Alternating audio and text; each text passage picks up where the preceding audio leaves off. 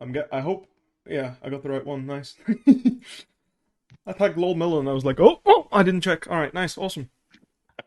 Okay. All right, sweet. What like is there any champion in specific you want me to talk about, or like you would you prefer like general advice? Or I mean, I was thinking about the champions, and I think the champion that I would like to improve was Gragas, okay, but because I think it's like the champion that I have like the most like possibility to improve with this coaching, I think. But okay. we can also like talk in general, I think, stuff. No, of course I will do in general stuff, but it's nice that like I can show you my process of how to like the idea is I show you my process of how I review the best players in the world. Oh, that's the wrong thing. How I Hmm. review the best players in the world, their VODs. That's why like if you give me a specific champion that you want some more information on, I can just do it on that champion because I think that just makes more sense. Yeah, okay. So I'm just gonna screen share you and again if you want Gragas that's fine. If you want a different champion that's also okay. I'm fine with Gragas. I'm fine with Olaf, for example. I'm not sure if you're interested in playing him. I mean, on But this account I don't have much data on Gragas. I have another account, but okay, I no, mean, it's it's like fine. whatever. It's only like Solid data. Honestly, like Maybe it's not. up to you. If you'd like to review Gragas, we can review Gragas. I don't know any like insane Gragas top players really, but like I think he's like pretty simple, and I have a generally pretty good idea of what to do on him. Yeah, I think So we can do Gragas, I think. okay. Well, the first thing I like to do is like just generally speaking, like I just like if I know a good Gragas player, so like I'm trying to think, is there anyone that like plays Gragas really well? Like I'm trying to think, I like is think there any 369 probably. 369 Gragas? It would probably Yeah, be I him, think yeah. so. Do you want to play AP Gragas or tank Gragas? I think lately he plays tank mostly other times. I mean, Okay. what was the question? You asked me if he Yeah, plays? like if you want to Okay. play, because I think it is a Um, different way of approaching the game. okay. I Um, mean, most of the times I like to play AP Gragas, but I play tank Sion. I mean, tank Gragas mostly against the tanks. mhm. So for solo queue it's more like AP, but for competitive maybe more tank. Okay. It's like both are similar, I Trying think. to see. Honestly, like generally speaking, I just watch like any given VOD. I can't find any. Like I feel like finding Chinese VODs on YouTube is kind of hard. So like I usually will just check Yeah. any VOD, just to get an idea of what people do. Um, the first thing for Gragas that I want to note is like you should define like which matchups you start Q in, which matchup you start W in, which matchup you start E in. I think all three can be really viable and really strong, so you should Yeah. determine that for yourself. Obviously, watching other people play. So, for example, in this matchup versus Jace, I think it makes a lot of sense that he immediately starts Q because it's not like Jace is gonna all in you and kill you, So you can easily just start harassing him with Q. He plays Comet and Scorch in this matchup, which I think makes sense. It's also something to think about, right? Like which runes you want to run. Um, Yeah. what runes do you normally run? I mean, in this matchup I would go Comet and Scorch for sure. Okay. But we can go. I Um, mean, in this matchup I think Comet is only viable. yeah, sure. I agree with you. I think in matchups where you can attack the enemy laner's health pool, I think playing Comet Scorch makes a lot of sense. First Strike is also really good. I mean, in general, I think First Strike is the best scaling, and you still get some damage. So, Yeah. like, I would actually recommend you try it if you haven't. Yeah, I Again, did. I did. I personally think Comet Scorch in these type of matchups where it's like, especially versus like Kennen and Jace, if you're gonna like neutralize them in lane, I think it's really hard for them to play. Either way, like I'm assuming you're aware you just mash W on cooldown. That's kind of the Gragas thing. Um, Yeah. just abuse the ever living hell out of his passive, and then well, let's just watch this VOD because like let's see if he does anything crazy. He tries pretty aggressively, but I actually like it. The one Yeah, you thing to should note also is sign this, so it's I think so good. the main thing when you're trading with Gragas is you need to be thinking about is can I E first or do I have to wait for that guy to E me? And then if that changes in the matchup, right? So for example, this whole lane, like obviously he hits level 3, but I actually think not many Gragas players would walk behind the minion wave here and trade so aggressively with Jace. And I actually think that shows that he's pretty skilled. Like how many like in this angle, how many times will someone like trade so aggressively with Jace, right? I don't actually think there's Yeah. many players that see this angle, and it's a random guy that I found off YouTube. But what's really important about when I check VODs is how I change my mind on it. Wait, okay, that flash was really bugged, but you can see he body sun flashes, right? Yeah, he flashed.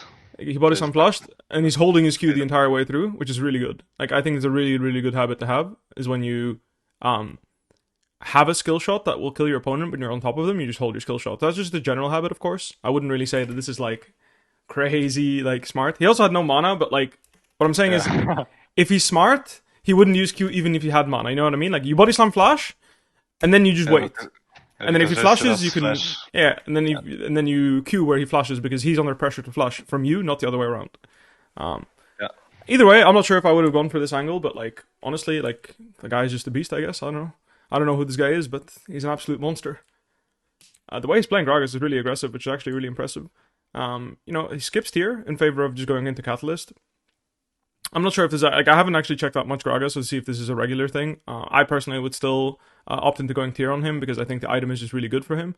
But I think you might not have stuck to Seraph if you do that. I don't think it really matters. I think that obviously you want to have it, but I think I always did Dorn's Ring into tier. Like I personally felt like the flat HP was really nice in early lane. In pretty much every case, if you're like getting pressured, it's really nice to get more healing out of your passive. And also, if you're the one doing the pressuring, the extra AP, in my opinion, actually helps a lot in the early game. So I like Dorn's Link start a lot, and then I go into tier on my first recall. So like I would literally just buy Mana Crystal tier or something like that, or like Dark Seal. Like I actually really like Dark Seal and AP champions, but I think it doesn't really matter too much. I do think that going straight row into like Cosmic Drive is probably also a really strong build. If I go check, just gonna see what the win rates say about that. But it's probably a build that not many people are doing, but to me it just makes sense. I just thought about it. Trying to see if there's any. No one is building this, but. Yeah, I think Rod of Ages obviously is a really stable item. It's one of the reasons why Gragas came into meta in the first place. I think, generally speaking, you go Rod of Ages first, right? I actually don't think Tank Gragas is very good at all anymore. Like, I don't know if you agree with me, but I don't recommend. I think there are better tanks right now in the meta. I mean, it's not even about better tanks. It's like let's say you lock in Gragas and you flex it, or you just pick it for yourself, because I think the champion is still really good. I don't think it's worth playing him tank instead of AP in like almost every situation. So like when even last year when I was playing him, like playing tank Gragas felt bad because not because there's other better tanks, but I actually felt like AP Gragas had so many options to be tanky that it was like hard for me to go for this. Like often I went for a build where I went like Everfrost into Fimbulwinter, and I felt very reasonably tanky in that build.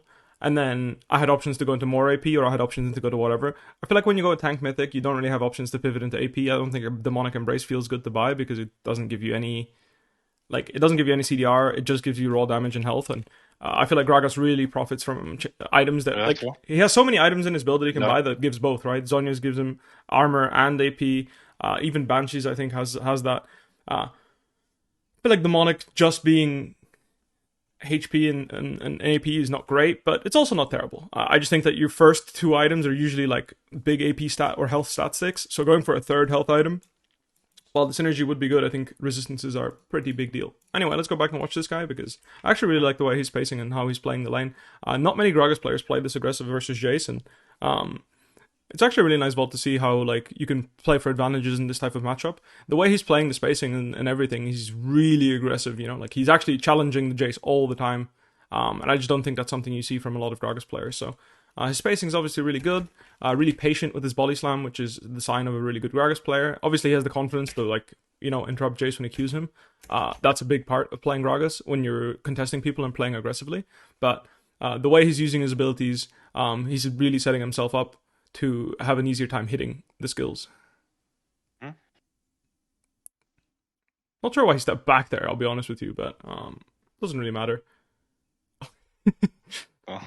Guy was going for some big plays. Either way, really solid Gragas play. Like, the thing I really want you to pay attention to when you play Gragas is just because someone's in range to get Q'd doesn't mean that you should throw your Q immediately. So you notice how he's like feeling out his opponent. He wants to wait until someone, for example, CS's a creep and then Qs. You know what I mean? Like, he's still not throwing Q, He's not just willy-nilly throwing Q. He's waiting. He used Q, he throws Q. You know what I mean? Like, sure, he kind of got baited and he got dodged, but you see that he's been waiting for an opportunity and he's reacting to his opponent rather than just willy-nilly pressing his spells. I think that's like a pretty big deal when you're playing champions like Gragas, when you're harassing people. It can get really hard, especially versus like Kennen, Jace, these type of champions. Like, if they're just dancing around, waiting for you to use Q, as soon as you use Q, you're gonna, miss out on an opportunity to harass them. And usually, I feel like these ranged champions don't actually contest you very hard. They just wait for you to use Q and then start harassing you. And I feel like if you hold your Q and you're very patient with using Q, I think that would be Like that's the first thing I notice myself doing sometimes, where it's like I use my Q as if like I can't miss. You know what I mean? Really try to make sure that you aim your Q, like you react with your Q basically. Again, I'm not sure why he stayed for all of this. Like we're obviously just trying to pay attention to his mechanics because some of the decision making here I'm not sure about. Same thing here.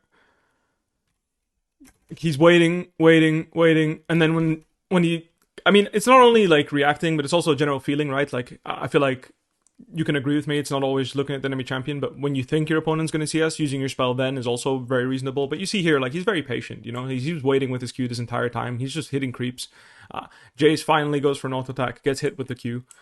Really basic stuff, but this is really what Gragas is all about. And then the rest is him just abusing his passive, really, because that shit is not balanced. Yeah. So one pretty simple note for Gragas, if it's possible, is like if you basically only want to use W to CS. Like if you're throwing Qs to CS, that's generally speaking, it's your main pressure tool in most matchups. Even in matchups where you're going to be like body slamming them off of you, having Q in order to not only do extra damage but also slow them is pretty meaningful, I think. Obviously, a little bit awkward that he whiffs his ult, and I'm really not sure why he stays this much. I feel like that isn't the best play, but Lee Sin comes to capitalize anyway. He has like a royal finish, no? He's rich. Yeah, he's hella rich. Okay. Either way, I'm just trying to get a vibe of what like a strong Gragas player would do. Obviously, I don't know who this is, but if he has 82% win rate, he's probably pretty cracked. Mm-hmm.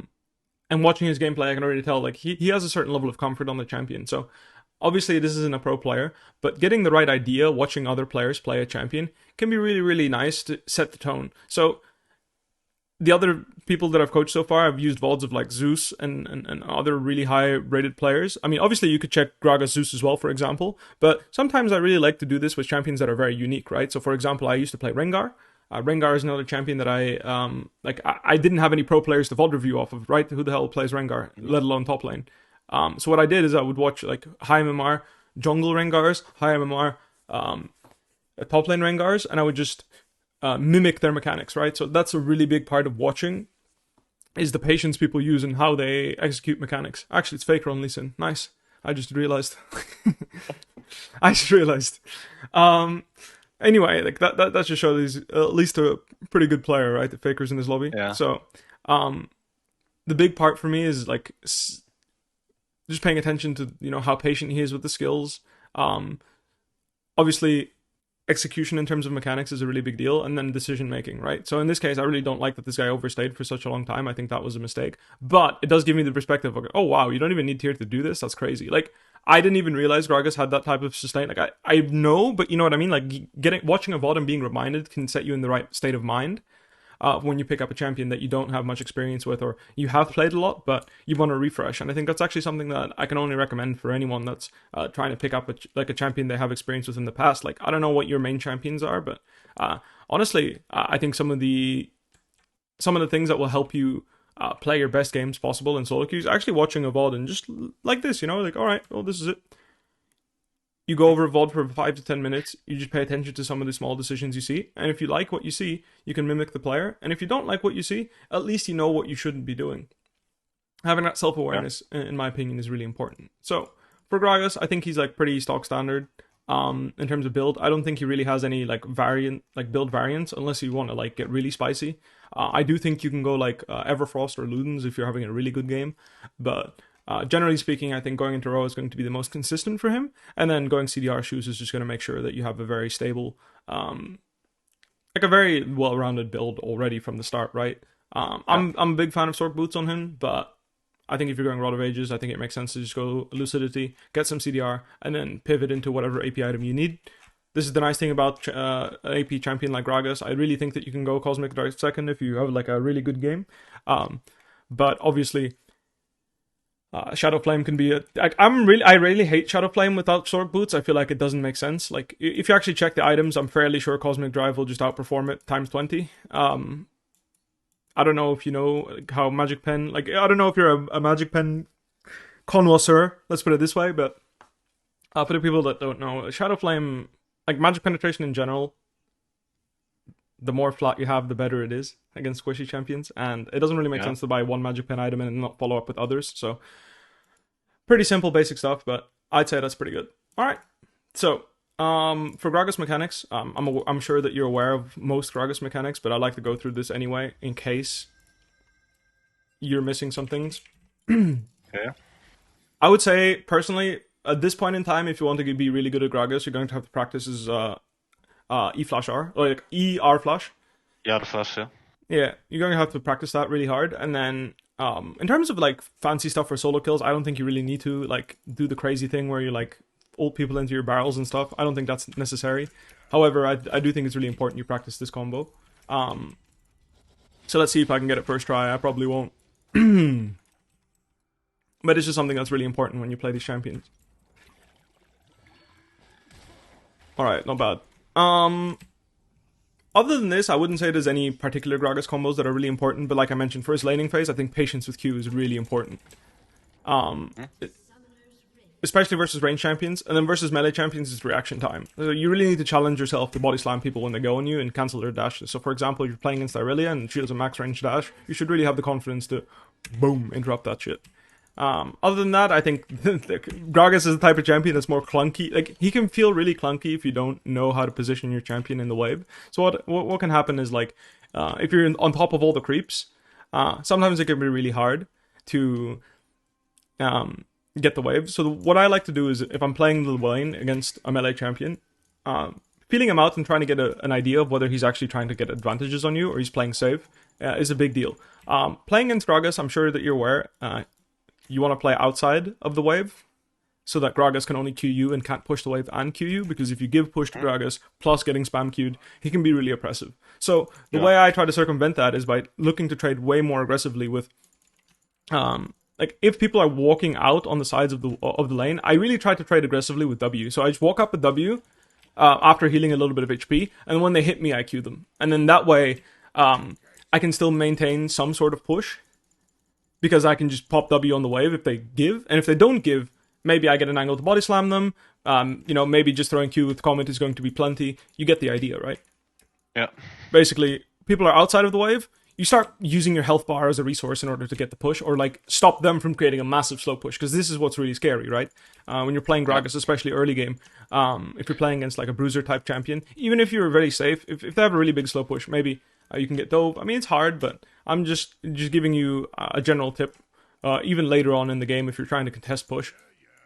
Gragas' W, you know, gives him a nice chunk of damage reduction early game. It obviously scales really well with points as well as with AP, but generally speaking, I would say don't just use it to heal. When you pop it, it's not bad to look for a small trade. So like when you pop it and someone walks into you, you can usually use it for Q. So you have that little cast window, so be mindful of this. But even after the cast window, there's a small damage reduction bonus that he gets. Boom. See? And that's what you want to use in order to take a hit and then deal a hit back. It just helps you trade better. It's more efficient. And then, obviously, the next thing about knowledge is whether I can body slam first or I have to react to his ability, right? So, pretty simple stuff. I don't think Gragas is, like, insanely complicated, but he does take a lot of... Like, I think you need to be really good at the basic skill level of this champion in order to play him well, in my opinion. Alright. I feel like we... Go ahead, yeah. I feel like it's more, you need to be like, know how to use your spells, not like how, like, you know, time them and stuff, and be patient with them, and not like spam. Yes, spells. You need to be really well aware of, basically you need to time your spells and react, right? Like, I think most of Gragas' like, most of the best Gragas' players will react to their opponents rather than proactively try to hit them, unless they're in a matchup where they can just body slam on your head and win, which is actually very rare. I think you reach that point in the game. You don't really enter the game ever in any matchup where you just can body slam someone over and over again and win. Like, even against other tank matchups, you usually have to use your body slam to stop them from using their skills, or just generally being very reactive, I would say. One thing to note for Gragas, and this is general advice when you're playing Gragas, in order to set up general plays, I think you should be really well aware of yourself, of how you want to do the combo and what you're looking for, and assess the risk of what that looks like. So, for example, if you're someone that wants to look for like I call it a 3-pointer, right? that's a very safe way to play. Is like you just look for the R, right? So a lot of AD carries. This used to be the case with Rapid Fire Senna. I know it's specifically Rapid Fire Senna because she has a really long wind up animation. So what I used to do when I was playing Gragas against Rapid Fire Senna is I would walk up to the midwave and I would just see if she hits me, and if she hits me, I'd just throw my R, and then a lot of times either I would kill her or she would have to flash immediately because obviously I'm going to knock her back into myself and body slam her, and it's just going to be a really easy play. So try to keep that in mind. You don't always have to like make montage plays on Gragas to have really high impact. Sometimes in a team fight, especially as AP Gragas, and there's like range supports like Lulu, it can be really good to just chuck your ult to chunk them. It can be really hard to play a team fight when you split up the supports, like the support AD. Like it doesn't have to be into your direction. It can just be splitting up the backline and just doing a massive amount of damage. This is the number one thing I look for when I'm playing AP Gragas, is if I'm playing against a comp where splitting up their backline and bursting, even 30 or 40% of the HP of their backline, it can be enough, you know. The other thing would be splitting up the front and backline. Very simple, you know. Like, do you need visual footage of this, or do you understand what I mean? What you mean. Like the point is, like, you don't need to make montages on this champion for him to be really, really powerful and even game changing. Obviously, be mindful of ulting people into your team. I'm just mentioning it. I just want you to start thinking about Gragas as like a champion where it's like, think about disruption more than you think about body slam flash ulting, because everyone is thinking about Gragas' body slam flash ult, you know? Like, everyone is thinking about, oh, he's going to flash on me. And don't get me wrong, that should be a tool in your repertoire if the enemy has no flash and can't react.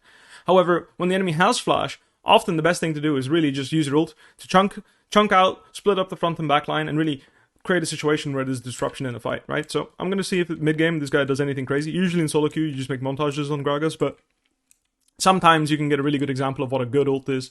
So what I like to do in these VODs when I'm trying to see how someone uses their ult, I just fast forward until I see his ult go on cooldown. So I have my eye right here on his R, and I just fast forward until his ult's on cooldown, and then I go back and see how he used it. And that can help me skim through VODs specifically for information that I'm trying to figure out, right? So in this case, he still hasn't used his ult. He's used his ult. Let's see how he used it. Used it to clear the wave. So, sure, makes sense. I think that... Oh, he made it. Nice. We've all failed that flash. The next thing is, a lot of people don't buy Merc Treads on Tenacity, or don't buy Merc Treads on Gragas, and don't have Tenacity. If you're playing against too many AP champions, playing against Gragas, or as Gragas, if you notice that he doesn't have any tenacity, he can be a really easy target to burst down if he's not prepared. His W, obviously, like I said, gives him like 20 to 30% damage reduction late game. At this point, I think with how much AP he has, like 300 AP, is actually pretty high already. I'm not sure what exactly the scalings is, but it's like it's well within 20% damage reduction range. So keep that in mind when you're playing him yourself. If you can W before you get CC'd, oftentimes you're not going to get bursted, and you can get your Zhonya's off, or maybe you can get some spells off, etc., etc. Just something to think about when you play him. It's nothing spectacular, but it does matter. So, trying to see how he's team fighting, because obviously I haven't seen him team fight. So let's see how he uses ultimate here. And I actually quite like the idea here. You know, exactly what I was talking about. He uses his ult in the back line. He will like either Jace has to dodge it, or he gets pushed away and bursted. Lulu gets knocked into the wall here. Just a nice, good example of disruption, right? Imagine Zeri's in the same spot here next to Lulu. Like, he's aiming his ult towards the backline. He's not really going for a montage, you know? He's just saying, you know what? We're hitting this person's fucked. I'm going to use my ult to either pull more people towards me and also push the damage dealers away. So, really, really nice example of what I was talking about. And that's really what Gragas is all about. You CC the people in front of you with body slam, and you knock the people back in the backline. And that's just good team fighting, right? You're going to want to do the same thing with Ornn. You're going to want to do the same thing with any frontline CC champion.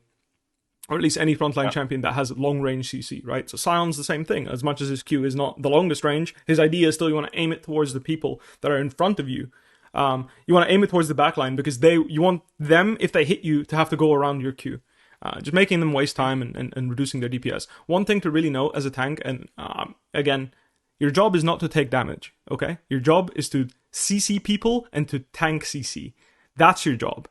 Damage is infinite in League of Legends. Any AD carry can deal infinite amounts of damage. Just taking damage is not good enough. As a tank, you should be aiming to create opportunities for your backline by CCing the opponents and tanking the CC for your teammates so that they can open up opportunities. And Gragas is a champion that obviously is really good at CCing, but is rather poor at tanking CC because, well, he's AP. Now, as a tank, obviously, he's better at tanking CC, but the point is, like, I just want to get that across, because Gragas has that mindset when he's playing as an AP carry. And in general, I don't think enough people think about that when they play frontline champions. Just because you have 4k health doesn't mean that you're creating an opportunity or space for your teammates to hit. When you're taking 2,000 or 3,000 damage, it's when people use their CC on you. That's when your carries can start feeling comfortable to get in. So you need to really make sure that you prioritize and track CC, as well as also call your own CC, right? If you're playing in any team, it's really important that people are aware of what you're aiming for, and you align with how to play. Especially if you're on a team, make sure that you guys discuss before fights. I'm not sure how it works in your team, but I'm sure you are on a team, right? Just going to clarify this. Yeah, I am. One of the best things you can do in order to improve as a team at team fighting is, tap people on the shoulder and ask them like, hey, I use my CC on this guy here. Is this how we want to play this team fight? Like, what is the idea? And discussing the difference between when you react in a team fight to what's happening on your screen, or when you're proactively making a play on a team fight. Does that make sense? So, for example, the difference about the win condition in team fight and what we do if something happens. Yeah. I mean, sure. I think the best part is when you talk about things that aren't as clear as like win condition. Like, for example, if we look at this draft, like obviously both teams want to play around their like big carries, right? So it's Jinx versus Zeri, right? Both teams are going to want to create opportunities and space for their carries. Like, I think this is like a classic case where both mid jungles are like really aggressive champions that are very easy to like. I mean, I would say Viego's easy to kill, LeBlanc's easy to kill, Lee's easy to kill, and then Lissandra is like very strong in this draft. But I would say that red team in this game should just hit the first target and blow it up, right? That's what Viego's best job is, and that's really clear and that's obvious. But what I'm talking about is like within a team fight when there's a lot of chaos. Being able to like agree on what you want to do and how you want to play after the initial initiation happens, right? That is what I'm talking about. Because like obviously the win condition is like talking about how to engage, when to engage. These things are like obviously great, but everyone basically pointing their mouse in the same direction after the initial initiation happens can really help align people on how to play the rest of the fight, because that's where a lot of chaos happens. I feel like, in my opinion at least, when I watch LEC, when I watch any league, ERL for that matter, like I feel like most of the chaos actually starts happening after the initial engage, and people aren't fully aligned on how to play the team fight past that point. I actually think BDS does a really good job of this. If you watched their series yesterday, as much as they're aligned on running away, at least they're doing it together, right? Like none of them are overstaying. No one's like trying to look for more. They all run away together, even though most people would agree they can go for more. It's better to everyone at the same time back off or everyone at the same time commit than 50-50, right? Yeah. That's something I struggled with in my teams in the past. So definitely like big advice I have as a frontliner is pay attention to your AD. Like really make sure that you're talking to him after games you play, scrims, stage games, etc., and make sure that he feels comfortable and that he can trust you to create space. And that also includes knowing when to back off. So just being really clear with that is like he needs to be able to back off first and know that you're going to follow him on the way out. Does that make sense? Yeah. It's a really big deal when you play frontline champions. Like a lot of people underestimate this, but your AD being able to leave a fight without having to worry about, I should turn back or hit or whatever. Like if he doesn't feel comfortable hitting, you need to know that. And being able to recognize the situations is really, really important. I can show you an example of when I felt like I was really aligned with the rest of my team on how to play front to back fights. I was playing a shit ton of Sion back then, so yeah. I obviously was Sion one trick, I think. Wait, did the game one already happen? No, just all oinking. I don't think. Holy moly, so much oinking. All right, here we go. So like this is really like a really stock standard front to back meta. Like everyone was playing front to back only. Yay, I'm inting. Doesn't matter. Honestly, I was like, I felt like the boss, but like not too many deaths. You know what I mean? Like I had like one or two, and then it was fine. Like I didn't need to die more than once or twice. But usually, like I think I died every single lane this series. Every single lane, I died within the first 4 levels. At least I think all 3 games. Honestly, like kinda, but it's fine. Like I don't mind. Nah, I'm joking. Like when you're playing tank versus tank, though, what's really important is like at least. I mean, you do care, but it's important that you mentally stay in the game, even if you're having a bad game, because you have the most overview. So a big deal for me when you're playing a very easy champion, right? Gragas isn't easy, but I'm mentioning this as a tank, as a top lane tank player. When you have an easy champion to execute, you should really help your team make decisions. And if you don't want to make calls for them or they don't like that, asking the right questions can be really, really good in setting up team coordination. So obviously, when you're opening out on the map, just asking the right questions of like, do we want to look for this neutral? If we don't go for this neutral, what do we do instead? Like that can be really simple stuff, but making sure that everyone agrees and is on the same page is like king in my opinion. Anyway, this is banner meta, and like I'm gonna skip to when we actually team fight because that's what I wanted to talk about. Let me see. I'm just gonna look at the scoreboard when this happens. Yeah, we're like 5k level down, but we know as soon as our Tristana hits our third item, we're going to have a good time. I remember this was kind of... this was...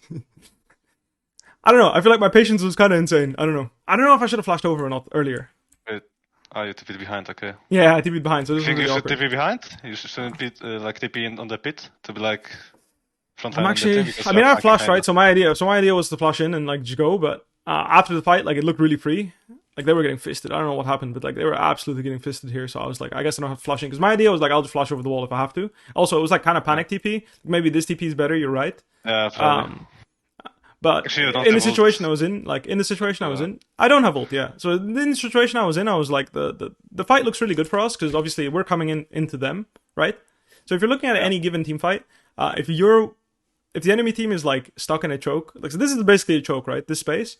I feel like most of the time the fight will be really good. In hindsight, I agree. Like TPing here would have been better, but like initially looking at the fight, however, the outcome, my TP was actually insane because I think we ended up killing everyone, like most of their team, because I TP'd here because they couldn't flash out. Because normally people just flash out clean over here, you know, like if they see this fight losing right now, they drop Tom Kench, everyone flashes and just runs, you know. Really hard for us to catch up and chase. Which, by the way, I'm actually surprised that they stood for so long. I feel like if everyone just flashed out, it was fine, but I don't know. They wanted to die, I guess. Yeah, I And think they everyone didn't dies. see your Q maybe. That's why. I didn't have Q. I mean, like right here when I flashed in, like I Q'd, which is good, right? Obviously, but like now I flash in and Tom Kench flashes. I don't know why they're all not flashing away. Anyway, this is not the fight I was talking about, and these aren't the fights I'm talking about because these are like whatever. They're doing Baron and they're in the shit spot. It's like kind of free win from the start. You know, it's like a really easy team fight position to play.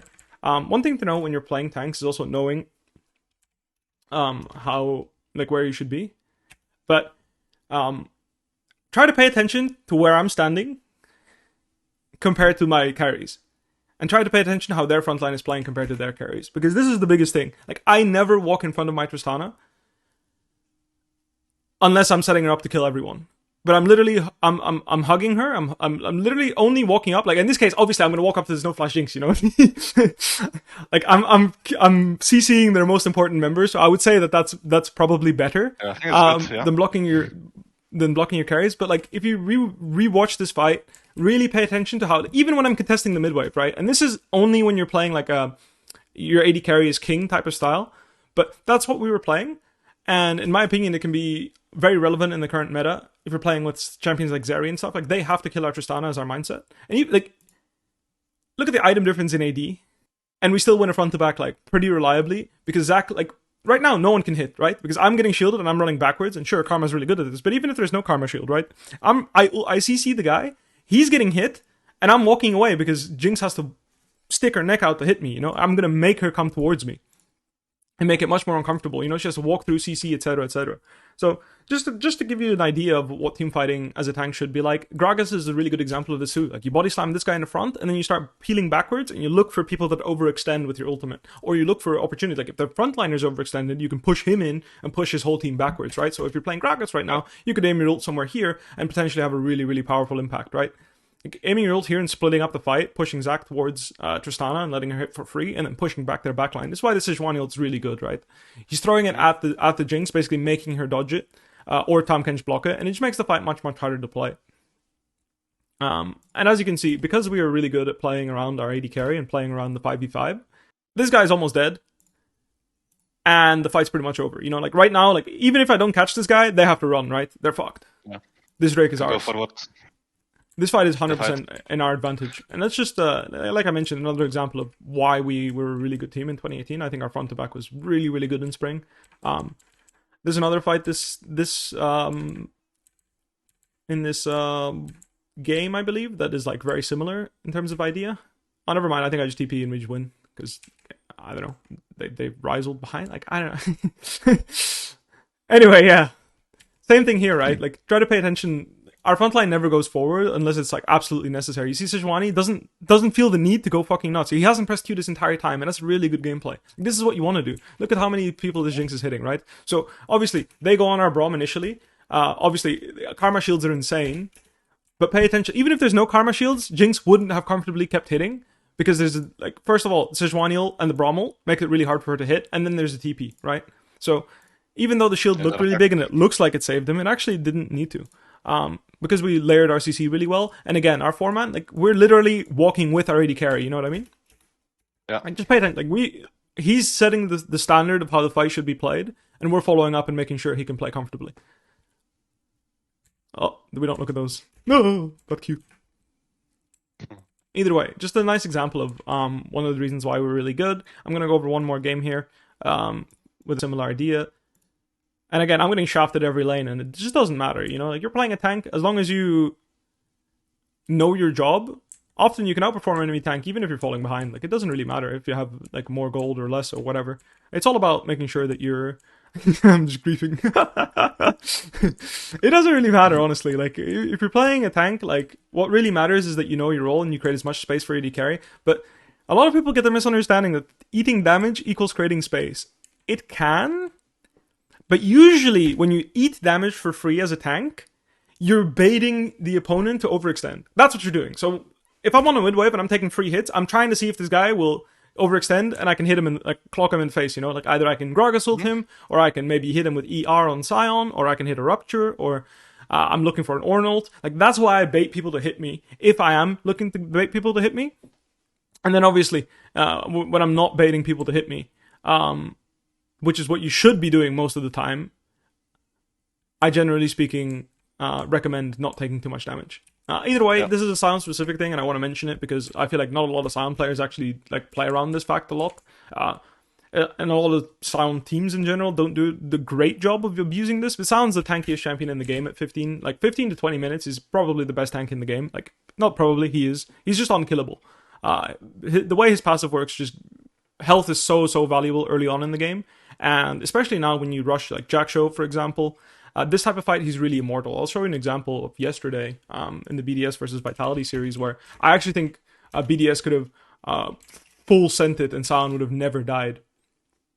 I'm just going to see if I can bring up the full VOD here for a very Sion-specific thing. Very nice. By the way, what do you think of Sion versus Kennen? Because some people are saying this is like Kennen favored, but I'm pretty sure it's like mega Sion favored. I think after Mercs is kinda hard to play for Kennen. I think he needs to rush tier 2 shoes and you go even, because you can dodge the spells. Anyway, Sion in this type of choke point, and I make this really clear on every single team I play on, but right now Sion cannot die. It's impossible. Like, it's actually impossible, and I'll show you afterwards why. I know he doesn't have his mythic yet, but the amount of health he has right now is literally no counterplay. Like, right now, this Nautilus hook, this would not be allowed. You know, I would fist fight to the death on this spot here, personally, but I respect the fact that they're all committed to running. I'm just saying that, like, Sion in this type of choke is really good, and one of the biggest things you can do as a Sion is ulting champions like Tahm Kench, Nautilus. Like, if you're in a front-to-back situation, because I would say this is a pretty front-to-back situation, like, we see the enemy team coming in, obviously, maybe they're calling, like, we don't have sums on AD, this is why we don't want to fight. I respect it. I'm not judging whether or not like they should or shouldn't fight. My point is, from Sion's perspective, this is one of the best fights he could possibly play because he can just slam his ult into the first target and eat all of this pressure. He can eat their burst, eat their CC, and then he can start channeling Q on whoever's hitting him, and he'll still survive this early on in the game. And I'm going to show you an example of this where he literally just face tanks their whole team for fun. Not in a bad, like, not necessarily in a bad way, but look, like, all 5 champions are going to hit him, and he's still pretty chill, you know? Like, obviously, I'm not saying that he's going, like, this is also, like, he's literally 1v5, right? He gets CC'd, he's getting hit by, getting hit by Zai, getting hit by Kennen, getting hit by Annie, he's getting CC'd, and he can just stand there and take it because that's what Sion does. So, usually in this situation, like, if you're gonna, like, actually commit to a fight here, which I'm not saying they should, when Nautilus hooks you like that, it's really good that you channel your R. So, like, right now, I would just bump my R into whoever I can, and then start channeling Q towards their backline. So in this case, I would aim my Q towards here more ideally. And I'm not saying that, like, what he's doing is bad. I'm just giving you some insight and some examples on what you want to be looking for as a 5v5 champion, because I feel like you know, it's hard for me to pinpoint stuff on Gragas because he's a very simple champ. So I want to kind of substitute some of the ideas that I was bringing with other people about champion mechanics with some team fighting mechanics. Anyway, let's go over one of these mid game fights here because we're gonna explode their nexus real soon. Let me see. Another thing that was really good about this team in 2018 is like we were really aware of what our win condition was and what we wanted to play for. So we would oink like really hard. We would oink really hard in the early game. And we would actually just wait for 3 items. So like unless we had to, so for example they did 20-minute Baron, right? So we had to respond. But there's no stress, you know. Like, we know as long as we get the 3 items, we're gonna have a really good time. And I think it's really important as a team to determine like when you want to put, you know, pedal to the metal, you know. Yeah. When it's time to make plays, when it's not time, and setting expectations of what you guys as a team want to do is really important because it makes it easier for everyone to play the game. So as a team, I don't know how you guys play or you know, even how successful you are. You might be the best team in your league, you might be the worst, but that's irrelevant. What really matters is everyone wants to know what they're thinking in the moment, as we are getting absolutely shafted. A good example of there's no one behind me to give me any real pressure, so me just walking in and taking damage is just useless. Like me walking up there trying to save the tower, it was a bit greedy, I think. But that's like, it's really easy to get baited and get into the wrong mindset as a tank player and like think like, oh, I'm so tanky, I'll just take infinite damage. Like it doesn't matter how much damage you take if your AD or your mid laner isn't dealing damage back. All that matters is that you deal damage back. You should be thinking of like a StarCraft game, you know what I mean? Like, I don't know, do you play any real-time strategy games or have you any idea of real-time strategy games? I mean, I know how StarCraft works, but I don't play. That's how you really should be trying to look at League when it comes to resource gathering and when it comes to team fighting. You should really try to think about what's happening behind you more than what's happening in front of you. Because if what's happening behind you means like you can't deal damage, then there's nothing you can do. So we're going to go to a portion. There's going to be a team fight around Baron somewhere. Oh, this was the one of them. So here you actually see me making a pretty big mistake in my opinion. So you see like I'm moving forward. What I should be doing is moving backwards. I should be dragging Olaf into me. You know, I shouldn't be walking into Varus and Olaf is dragging me down into his team, which is exactly what's happening and why I'm getting fucked. Now I'm going for this Q. What happened to my Q? Like, am I bad? Did I get CC'd? I'm just bad. Well, I think the idea was, the idea is acceptable. I just whiffed my Q. Like, I think if I hit, right now I hit this, I even think if I play a bit better, I can hit all 3 of them. But I can get a really big Q here, right? Like, if I charge my Q better, and right now I released because I wanted to get the karma, but I think I should have just been happy getting the Tom and Varus, and that would have been a really good Q.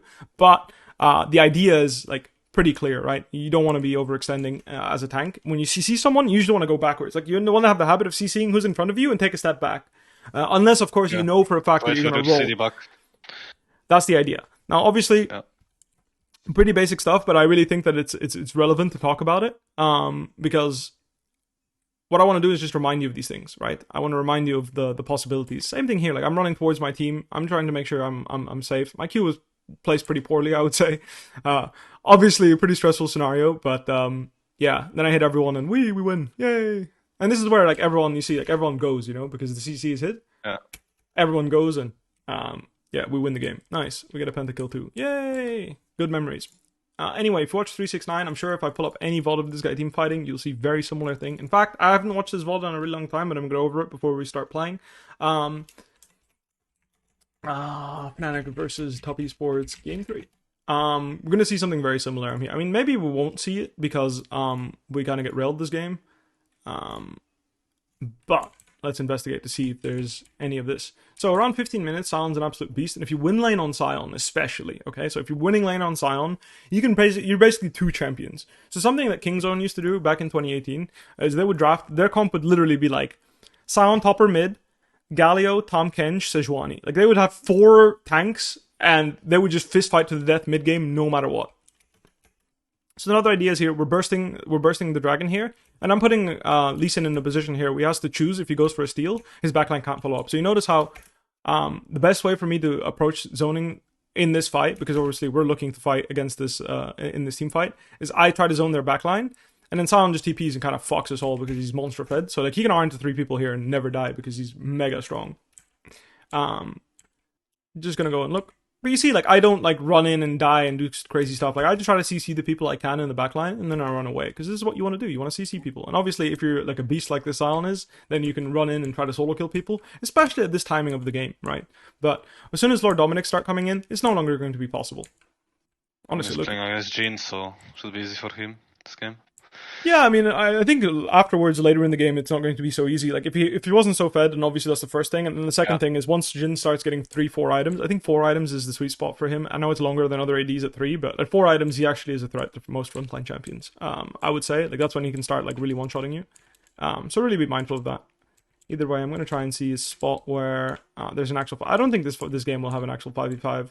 I actually think the Singed game I played has way better examples of how you want to play 5v5. And again... it's all about how you want to look. So I already reviewed this. I mentioned this because I remember it. Well, what's really important is like how much space you take. Like, pay attention to how they play around their Ezreal, right? Obviously, he loses his mind here. Don't get me wrong, but they don't walk like Ornn in the backline. Don't walk past their AD carry until it's absolutely necessary. You know. So like right now when he's face checking, he's going in first because he's face checking. But the point is the best players don't walk in front of their ADs. They just don't. They don't go like a screen away. Like if you're in auto attack range of your AD anywhere, if you're anywhere more than 250, 300 range from your AD and you're walking forward into the enemy team, you're often griefing. Not in a terrible sense of you're solo losing the game, but you're doing it wrong, is what I would say. So just something to note when you are playing these games. Front to back is often decided by how far away you will run in front of your carries and how deep you go. Can be good, but often it's just not great. It's not optimal, okay? So the optimal thing is to do this, and yes, that can mean that you win a fight and you only get 2 kills or 1 kill instead of potentially 3 or 4 if you play really well together and you get like a really big play. But the point is we're trying to pay attention to, you know, what the right thing to do is, and then you can deviate if you get a really good feeling about a fight, right? So for example, I'm playing Singed. If I feel like I can jump in the backline and solo kill someone right now, then maybe I should do that, you know? But that's at my own discretion, and I think that's really important if you're playing in a team, that your teammates trust you to know how to do the right thing in terms of creating space for them. And then if you're deviating, they also know you have a good idea of what you're cooking, you know? Mm-hmm. Yeah. Because if you're cooking in the kitchen, it better taste good, you know? You don't want to grief your teammates with your cooking. Like, it's... I've done it a lot, you know? I've cooked a lot, and I just ended up being like, oh, fuck, I'm griefing. But usually, the stock standard play, especially if you're like, and this is like both sides, right? So in this game, I have the super fed bottom side, but in the games in 2018, like they actually had more items in their AD majority of the time coming into the fights, and still we were able to play a really good front to back. But this is what it's all about. Obviously, not much happens. I'm going to see if there's one more 5v5, just to get you another example. I mean, this is a little classic. Let's see. Obviously, we're looking at Rakan here, but the same idea here, you know. Do you notice how I'm not walking in front of my Senna all too much? So I pushed a wave here, but the habit is to like be really near Senna and really make sure that she's safe, right? Because the best way to peel someone is being on top of them. You know, like ultimately, most melee champions, so like Sion, Cho'Gath, like a lot of their peel tools are not that high range, right? So Cho'Gath Silence, Ornn, for example, especially Ornn with QE. It can be really hard to peel if you're not on top of someone. Like Ornn ult as well is a much better tool when you're close to someone. If you have to max range snipe someone with Ornn to peel, it's probably fucked. But it's just to give you an idea, right? So in this case, like I'm going on the guy that's going on my Senna. And then when I see an angle to follow up, I'll follow up. So there, Gu comes down after the taunt, and the guy just gets absolutely burger flipped and murdered.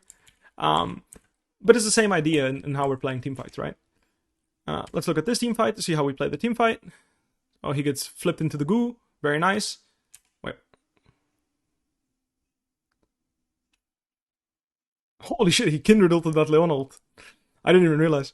Anyway, you notice how I went too deep here? So I'm like trying to gas everyone and slow them and shit and like create like random shit, but that's way too deep. So you notice how I went from doing a really good job of splitting up your team. So this is one of the things that Singed is really, really good at, is actually, flipping the guy in front of him to behind him and then running backwards, and then people have to run into his poison. But I got a little overzealous here because we're fighting 4v5, so I was like, I really want to look for more because we're 4v5, and I find a really nice angle here on the Ezreal, turning on him in the bush. Actually, fun fact, like these pixel bushes have kind of fucked this Jakilov guy. Like he couldn't play this game. I was in every pixel bush. He didn't know what was happening.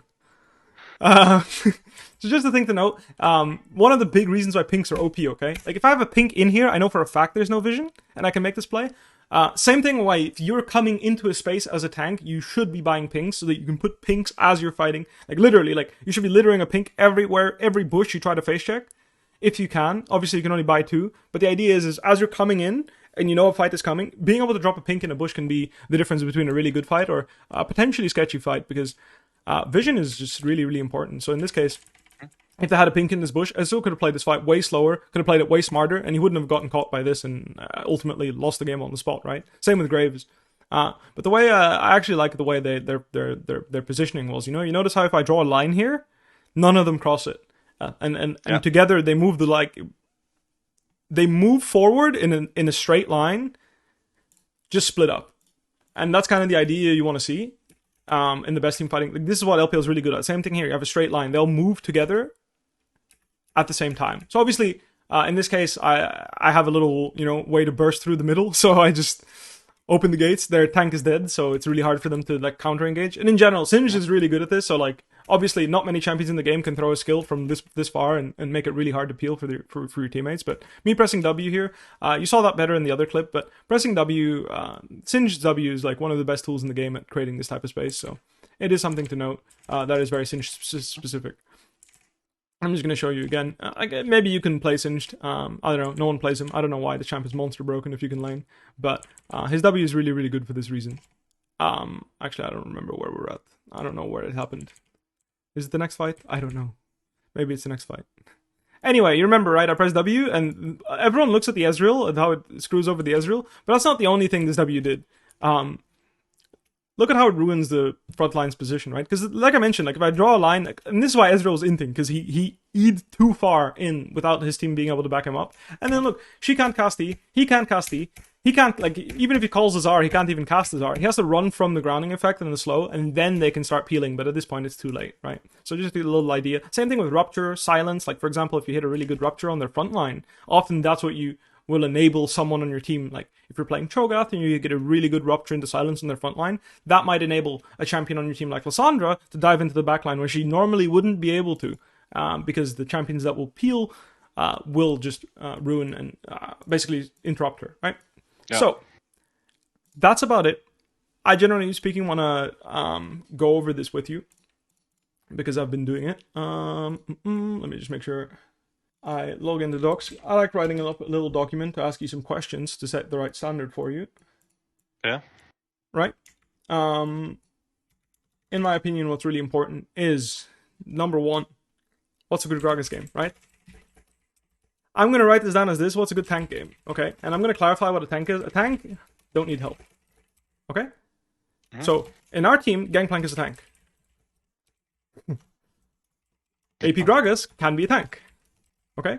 The point is that is what a tank is, by my definition, in draft. So when we're drafting, and it's like, we need a tank, I'll ask, like, okay, do we need actual HP? Like, so the thing is, differentiate between, like, we need someone that can be beefy and have CC, or someone that doesn't need help. Because sometimes people will be like, oh yeah, we just need our top laner to be weak.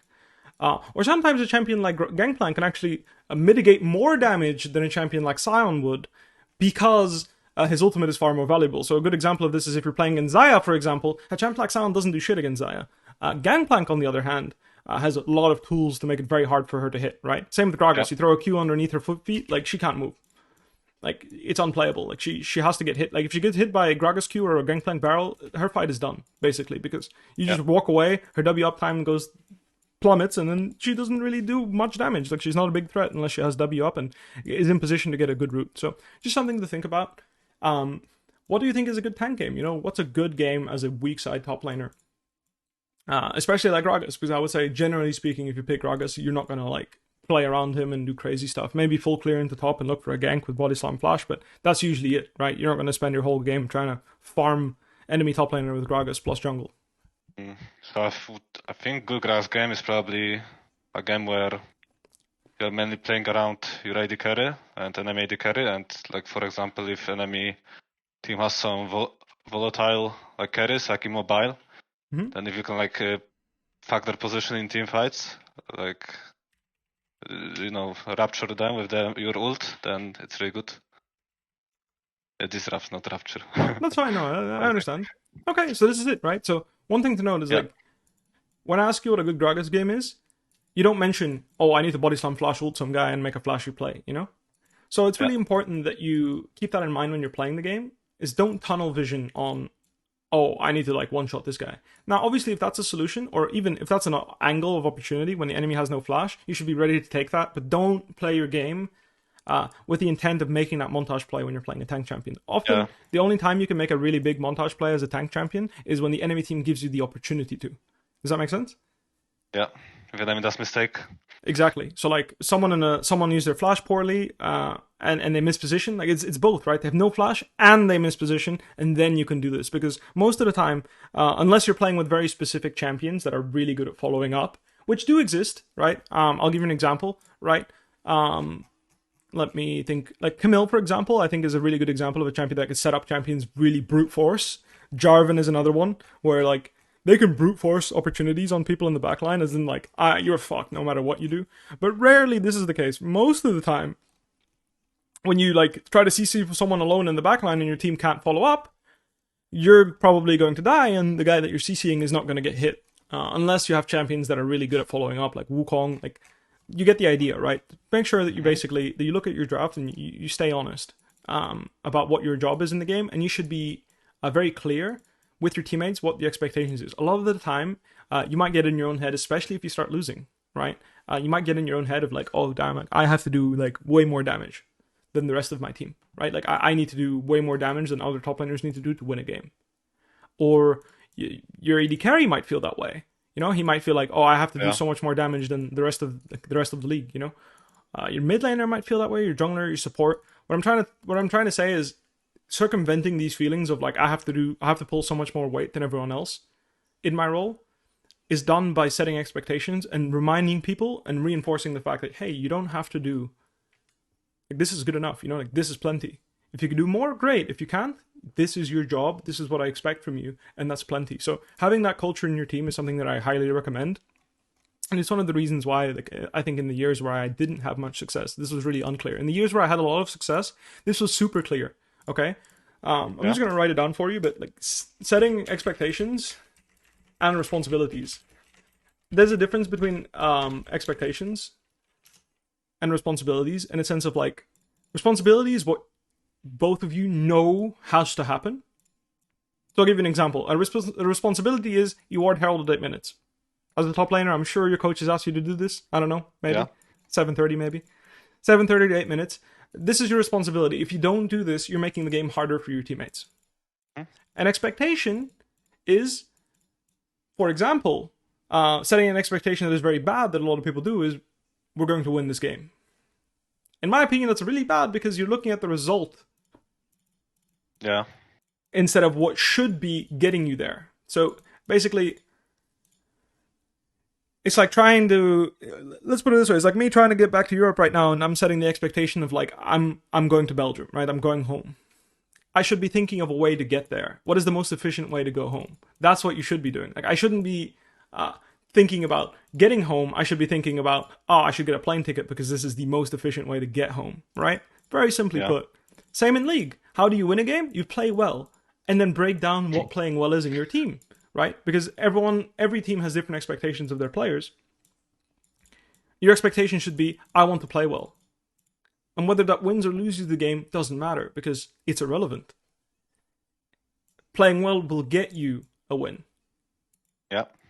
And you should be aiming to do that. Because if you say, I want to win, and you keep setting the expectation of, I am going to win, I'm going to win, I'm going to win, I'm going to win. And at some point, if you're not winning as much as you want to, you're going to start doubting yourself and you're going to lose track of what you need to do. So I don't know if you've gone through this in your career. I have. Last year is a great example of this where I had a really hard time setting expectations and responsibilities with the rest of my team. And at some point, I really felt like I was like, if I don't deal so much damage, if I don't basically have a champion that can kill their whole team, I don't know if we can win. And I'm not saying that we won't or will, but I actually wasn't sure.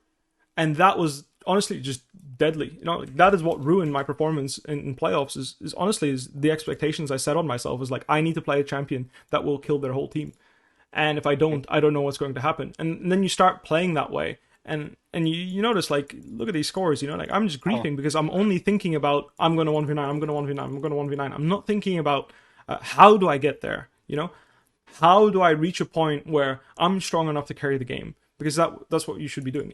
If you are, for example, if your team is drafting Jace, you should be thinking about carrying the game. But instead of setting an expectation of I'm going to, set expectations of like, I want us to do Herald at 8 minutes, or I want us to do Herald at 12 minutes.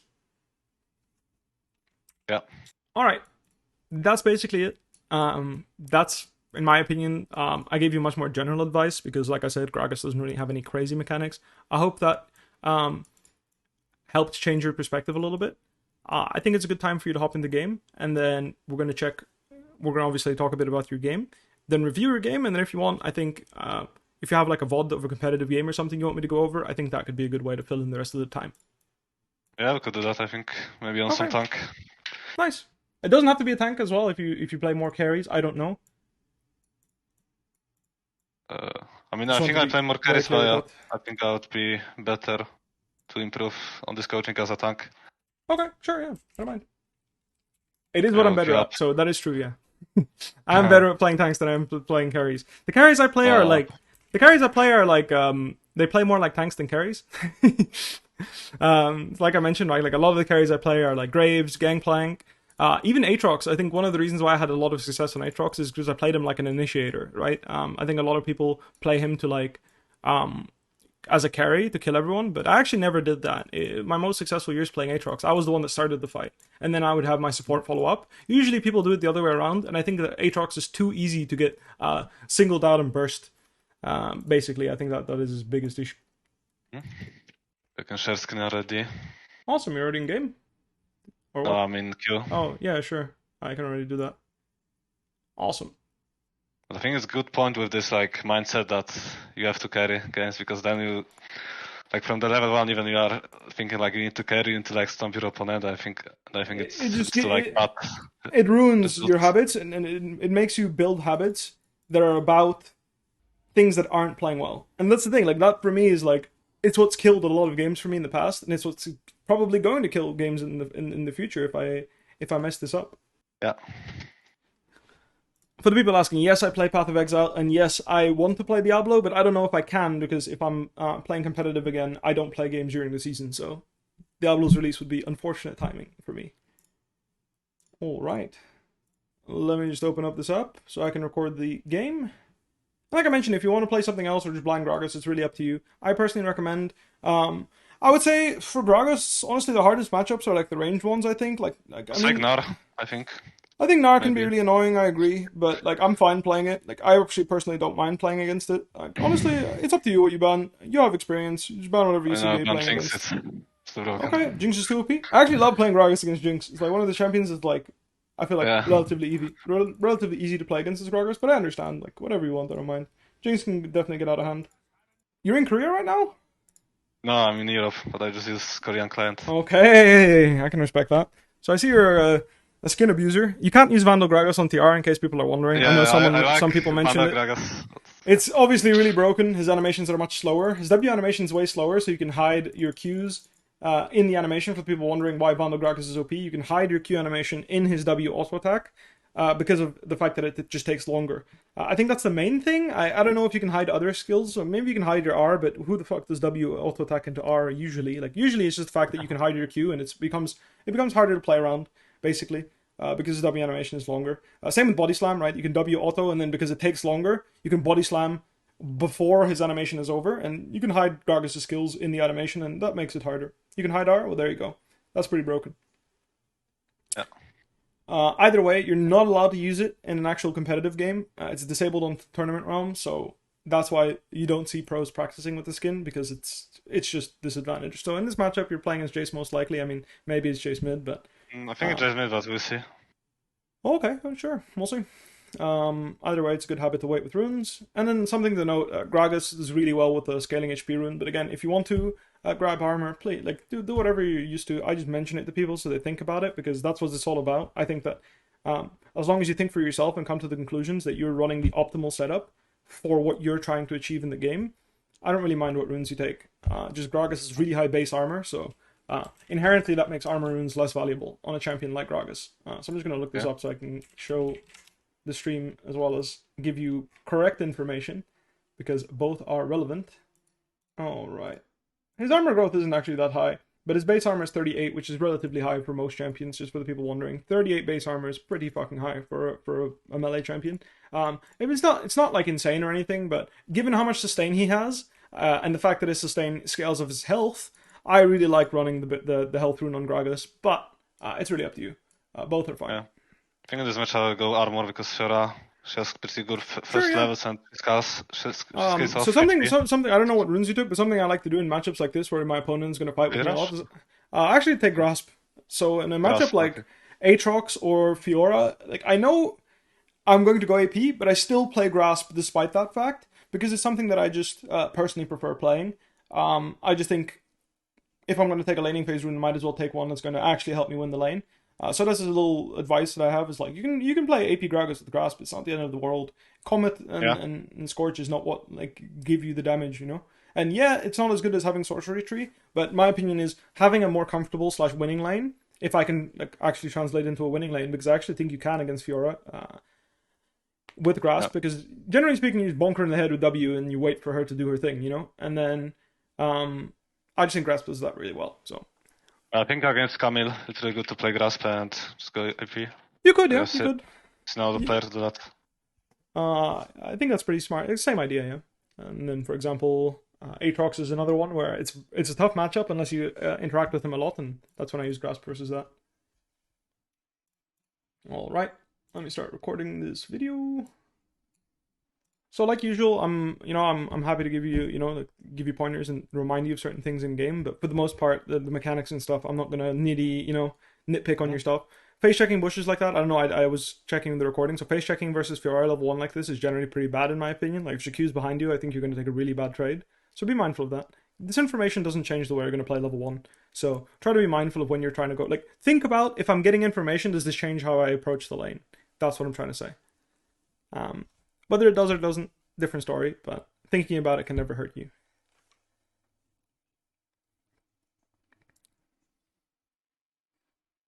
So something I actually like to do, yeah, exactly. You just like let her hit you, and then you reply.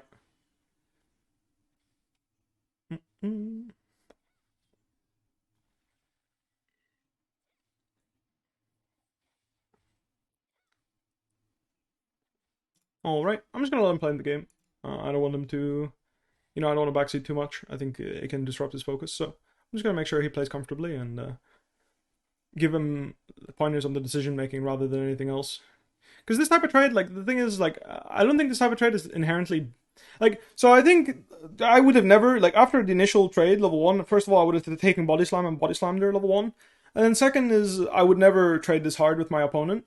Even though I know I outsustain my opponent, I would never take that level 1 trade so hard, because I feel like if I wait till level 2, I can start trading much harder and much more, like, it just makes more sense to me. I already have some HP that I can heal, and she's probably going to harass me anyway, so that's how I personally prefer to play it. But honestly, the way he's playing it is not bad either. As you can see, same concept as Vladimir, is like a really good trade, like a really bad trade doesn't really exist unless you die. Any trade's a good trade, you know what I mean? So we're using riposte. It's really good. If we hit that Q, I actually think we could have stopped her from crashing this wave entirely. But it's all good.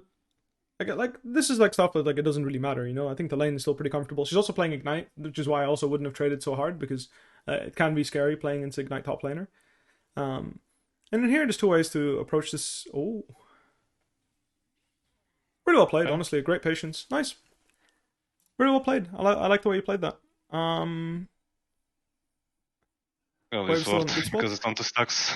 Yeah, perfect. Really good habit. All right. Perfect. Well played. Good habit to ping the summoner spells. I like that too.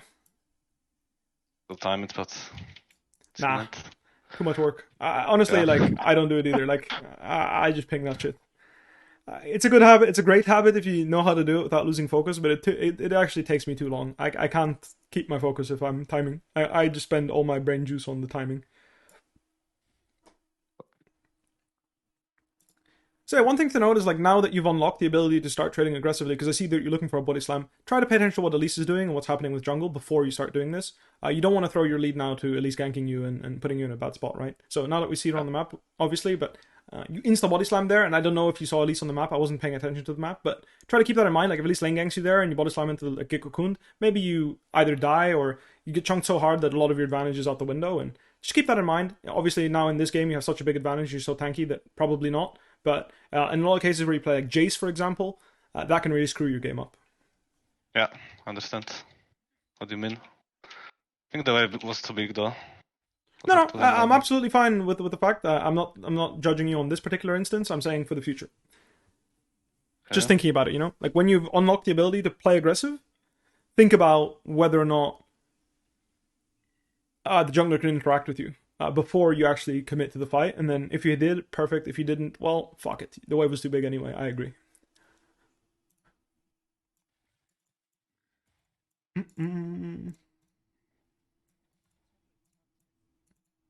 Is gold 3 high enough to brag about in school? Probably, yeah. It depends. You might not be the highest elo guy, but maybe you're just like the average. I don't know. Melonik is LEC level top. Well, he's playing really well this game. I like how he's playing.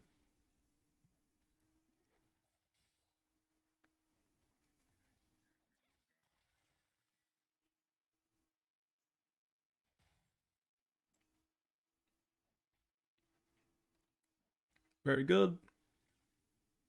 And what I'm saying is like, I feel like, you know, watching a VOD and even what I'm trying to get the people to understand is like, even watching a random Korean Gragas player play can give you a better idea of how you want to approach the champion that you're currently playing, right? So obviously it has to be a good enough player that he can make your brain juice start working. But the idea is you just want to see an example of what someone does, and it will help you create a better idea of how you want to play the matchup. That's like my experience personally. So that's really what I want to get across. It's not always about watching Zeus or Faker or the best in the world play. Sometimes it's good enough to just watch someone that's good play. Because you start nitpicking the things he's doing poorly, and the things he's doing well, you start taking note of, and you basically enter a situation where you're downloading what's going on. And that's what we want to do. Really nice body slam there. Nice, just well played. Really good. Got 2 flashes. We should ping those. All good. Nice, just really solid play. And it's another example, you know, he's staying on really low resources with cookies. And my point is, like, after watching the last guy do it, it's like, oh, wow, like, honestly, this isn't that, you know, this is kind of, you know, not a bad idea. Like, this can actually be really good. And really nice body slam flash. Nice job, well played. Oh, fuck, come on. It's fine, not a big deal. Something to note, when there's risk, I know there's no risk for taking a plate, but I just want to mention it. But think about whether the plate gold will change your recall. If it actually impacts how much gold you spend, you should definitely consider getting it. And if it doesn't, then don't. One thing to note, I actually don't like CDR shoes early on this champion at all. So you can do them if you feel comfortable with that. I just think that personally, I don't know, whenever I buy CDR shoes, I feel like really meh. I feel way weaker than if I just buy raw stats. So like here I would just grab a catalyst personally, but I respect it. I see why people do it. Because it's like easier to space their vitals and... No, for sure. I see why you're doing it. It's just not something I do. And then actually like going like Bramble Vest in this type of matchup, like I just think right now, I think if you buy a Bramble Vest, your game is over, you know what I mean? Like she'll never ever see the light of day. I'm not saying you should. I'm not saying it's the best thing either. I just, sometimes, if I look at their team comp and they have a lot of AD like this game, I quite like it. Alright. Solid stuff. The way he trades is good. The spacing is good. And again, the patience on Gragas is really good. Catalyst is broken? It definitely is, yeah. It's one of the reasons why Gragas came to meta in the first place. He's fizzling out a little bit though, I feel. I feel like he's not as popular as he used to be. A really good patience, you know, and you don't need to use body slam. These trades are winning. Even though they might not, like, they look even at first, 2 passive procs and you'll see the difference. Here I want him to Q here. I feel like we waited a bit longer with Q. I mean, honestly, maybe waiting longer with Q is better because you got in range to hit the what'd you call it? And it's probably going to die here. But Yeah, overextended a little bit. Maybe he was looking at Viego trying to hope for a jungle gank or something. All good, it doesn't matter. I see what you're trying to go for. yeah, that's fine. Yeah, it is.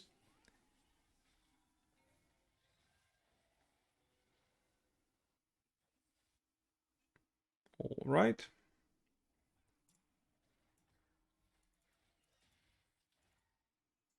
For questions pertaining to Fnatic, I'll, you know, if people really want to know what my opinion is and stuff, maybe I'll talk about it after. But as of right now, I just want to focus on his gameplay and what's going on the minimap.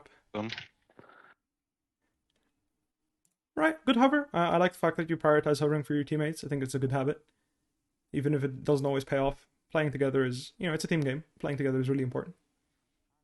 Yeah, maybe I could cancel the recall if I don't go there, but exactly whatever.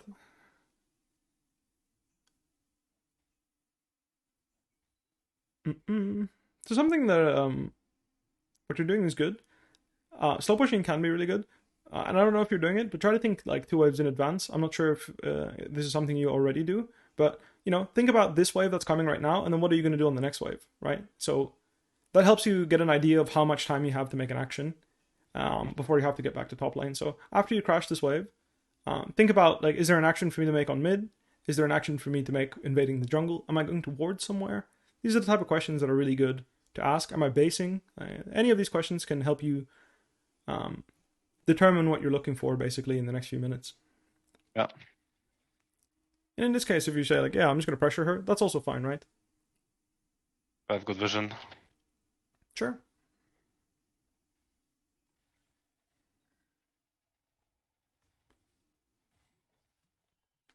There's plenty of matchups you can play first strike. I think you can play it in pretty much every matchup if you want to. Like, I think it's just a scaling variant of Comet, right?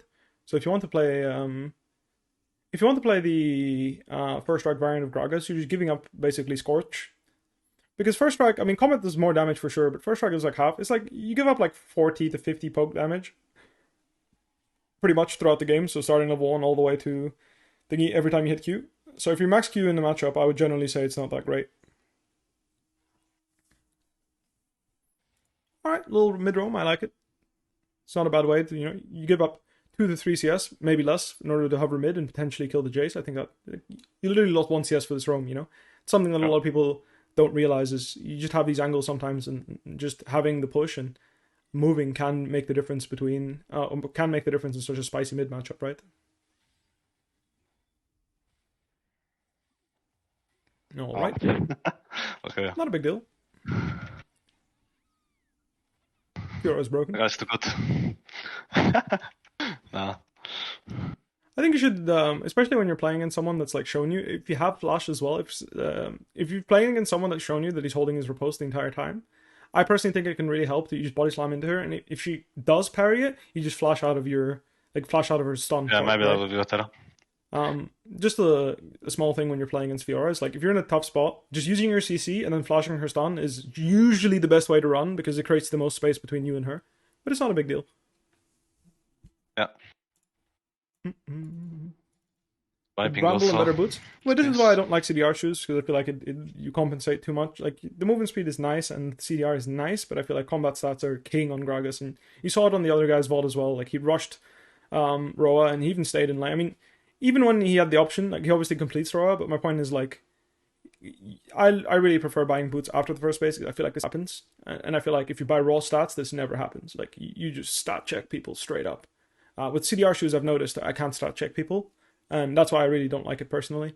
But I don't think this is the only, like, I think if we play better, then obviously, like, this can be chalked up to be a bit of a skill issue as well. So not to be mean, you know, just like in general, like, we can play better, you know, to solve the issues. She went whip into Hydra, actually. Wow, she's rich. It's all good. We got our money for Raw, so it's not the end of the world. Obviously, Pyke roaming was a bit unfortunate, but he's been roaming quite a bit this game. This is the downside of having Yuumi on your team, of course. I think full-time Gragas is viable, but I don't personally recommend playing it. It is an option, though, if you'd want to.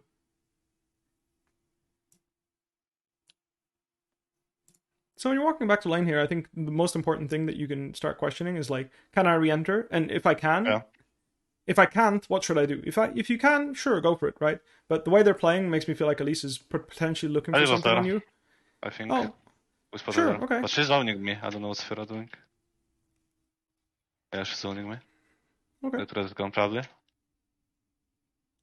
Well, as long as the Spoder isn't here, I don't really mind. I think you can just walk past her. There actually. Turret is one shot also, so. Well, be Not careful, dangerous. like, I mean, yeah, sure. You don't have to re-enter. You can just wolves, for example. I've got Or catch mids. mid. That also works, yeah.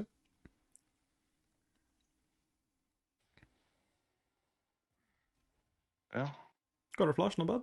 Or his flash.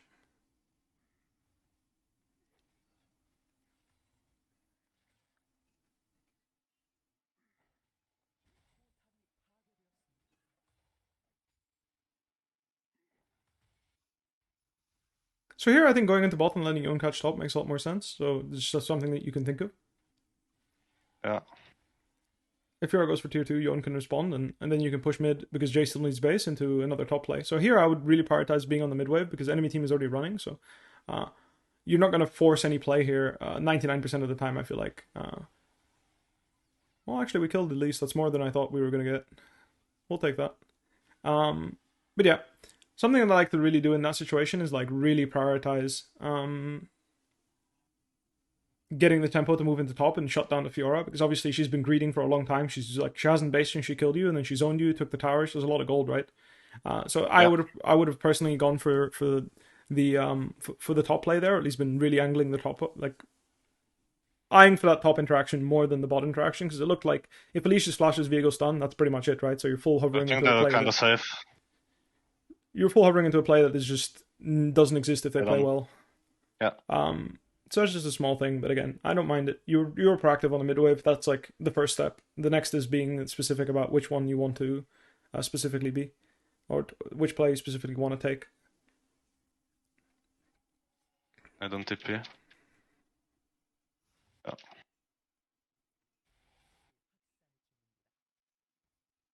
Not bad at all. It means we just get a lot of tempo here for Herald. So Fiora's going to have to choose between dropping waves and being at Herald, or you're going to have man advantage, right? Yep.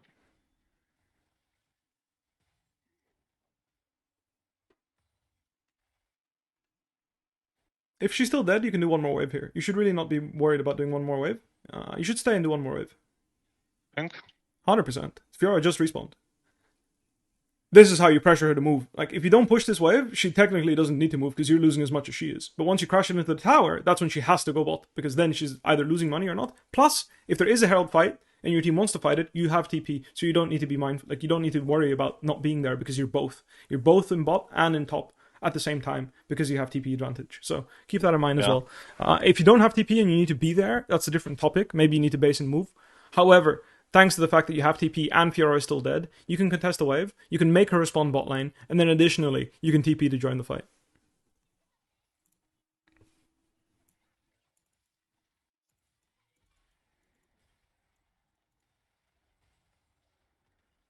Don't judge people off one game. Just because he's having, like, first of all, like, he played the early game really well, and then he made some blunders because I think he was a bit too cocky in the matchup, and obviously he's playing against the Fiora one trick, so someone that plays Fiora all day, especially when you're playing a meta champion, it's really understandable that you might have a bad game, or like you might misunderstand the limits of your champ. So even though you're 2-0, like the Fiora player might know better. I mean, he's playing Ignite Fiora versus Gragas, right? So probably has a better idea of how to play the matchup than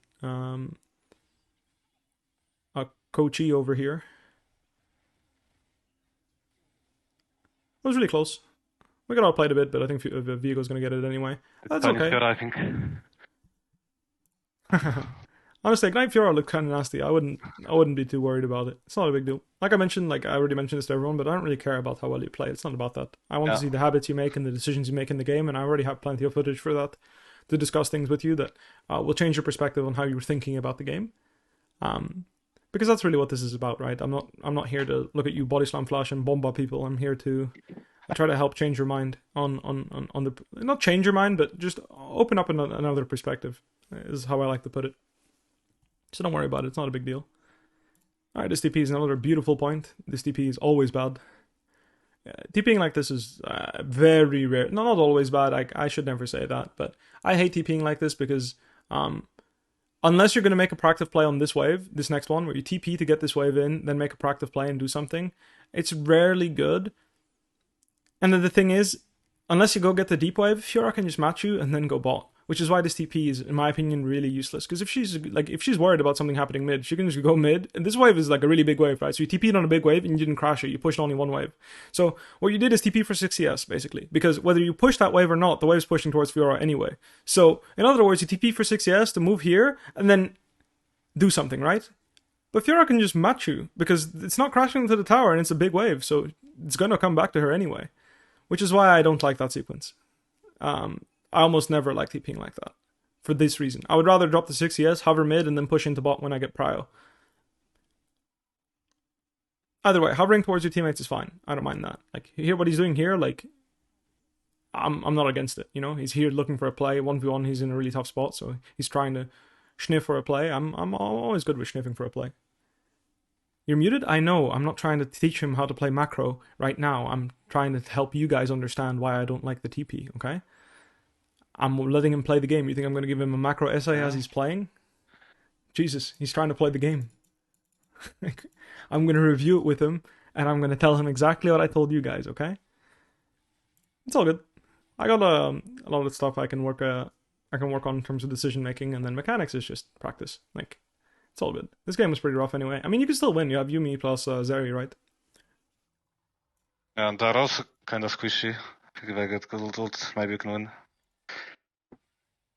Let's start trying to think about how we're going to create an opportunity to start moving, especially against Fiora. This can be really hard, but like it's against Blizzard, like I call them jailers. Like they basically put you in prison. So like Gnar, Fiora, these champs just put you in like prison. You know, like they move to you and they just move side lane and they camp there. And as soon as you leave, they will take your tower. And if you don't leave, you are playing 4v4, right? And when your team is losing 4v4, it can be really hard.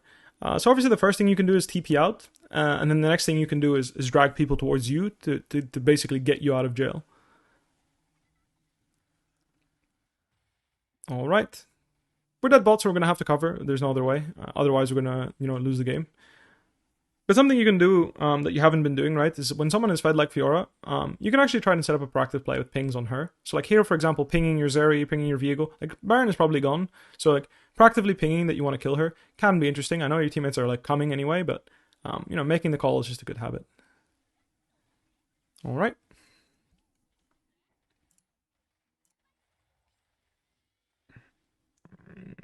They nerfed Yuumi's damage, so whether cut down is better, I don't know. But I think Resolve makes sense, right? If you're playing Revitalize on a champion like Yuumi, I don't see how that would be bad.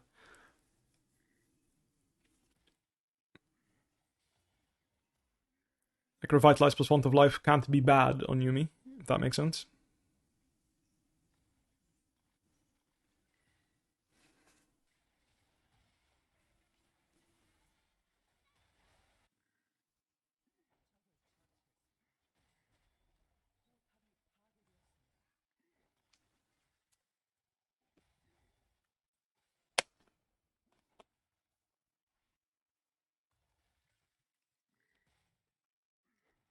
I'm coaching someone else.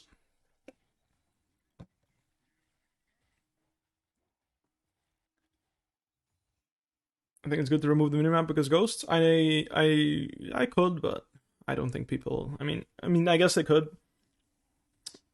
But at the end of the day, it's just for one game, and I think if people get that triggered over losing one single game, then I apologize. You can write it off on my tab, and when I come back to Europe, I'll carry you for one game, okay? That'll be tough. It looks a bit doomed, I'm not gonna lie. And it's okay. Something that I really like to do when a game looks really doomed like this is set a goal. Like for example, like I'm gonna do one bomba, like doesn't matter who it is, I'm gonna bomba one motherfucker on my screen, and then I'm gonna ult 4. And not literally ult 4, but like I'm out. I'm the game's over anyway. So like for example, this game, like just like right now, it's like I'm gonna fuck this Kai'Sa right now, and you start spam pinging her, and you just bomba on her forehead. You know what I mean? And you just practice it. You look for angles, you like proactively look for angles to do something creative, because maybe if you're in a losing game on stage, this practice will help you. There you go, bomba. Whether it's good or bad the fight, doesn't fucking matter. You got the practice in, like that's all it's about. That's kind of the idea behind it. So, just when the game looks rough, just make yourself a plan of like, I'm gonna do something that's gonna help my gameplay.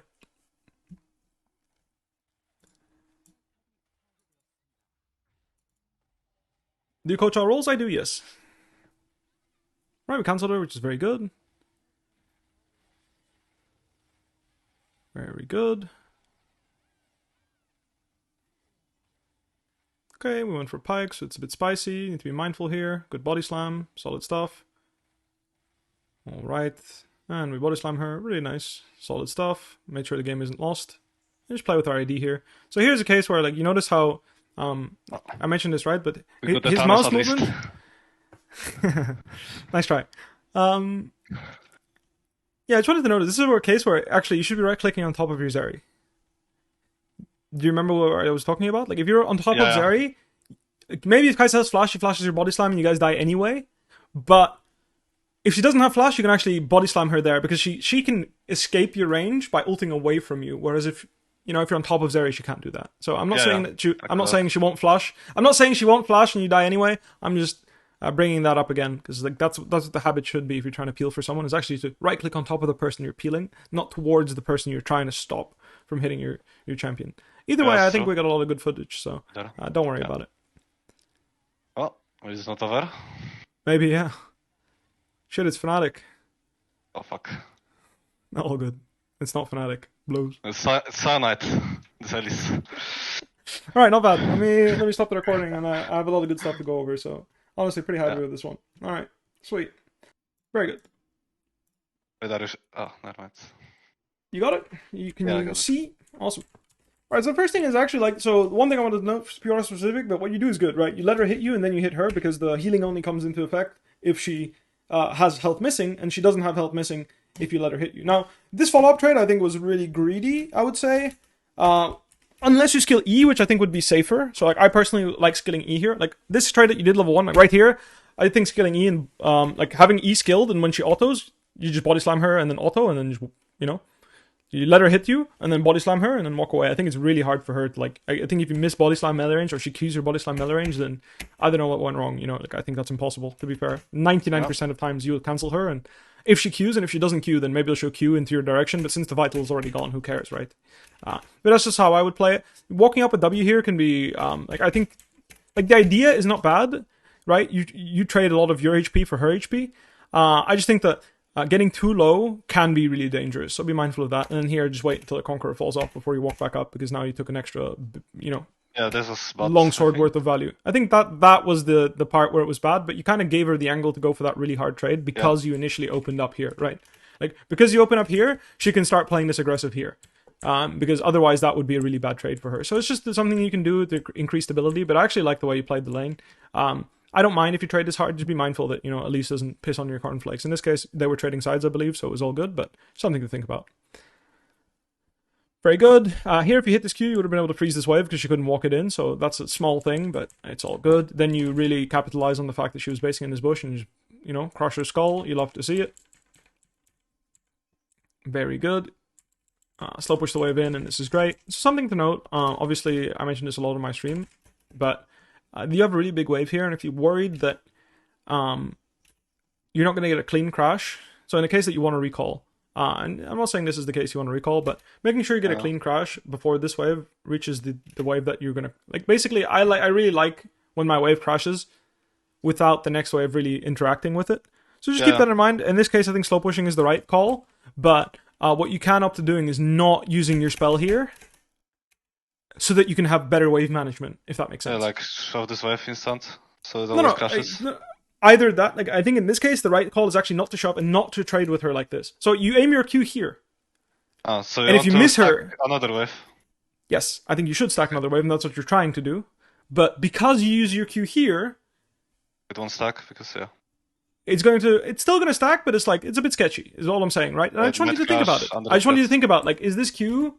Like, can I just W and auto her? Is that good enough? And I think the answer is yes. I think you can just W and auto her. You don't have to Q. And you can even Q her as she's leaving, right? Because maybe she leaves and she leaves out this way or this way, and you can Q and hit her, and it doesn't actually hit the whole wave. I'm just saying that you hit the wave here, and when you're slow pushing a wave and you're using your spell to hit your opponent and the wave, sometimes that can mess up your wave management. And in this game, it didn't.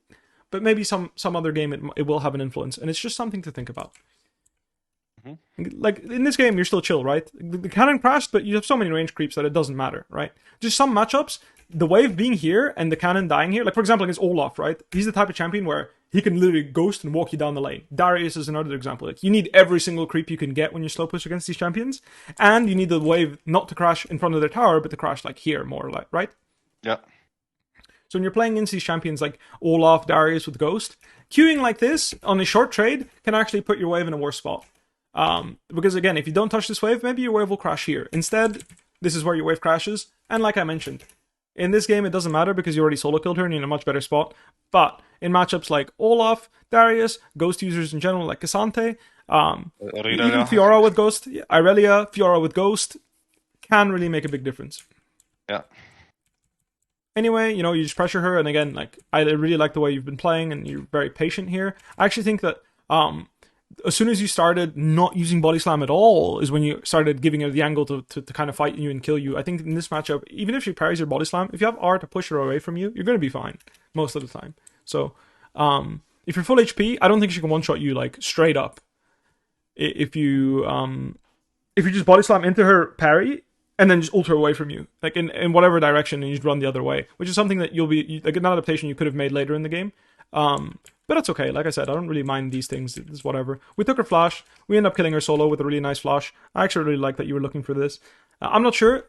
Did you feel like watching the VOD that I shared with you earlier helped you make better decisions in this game, early game, or do you think you would have played exactly the same way? Like, you can just be honest. Like, if you don't think it helped you at all, okay, yeah, sure.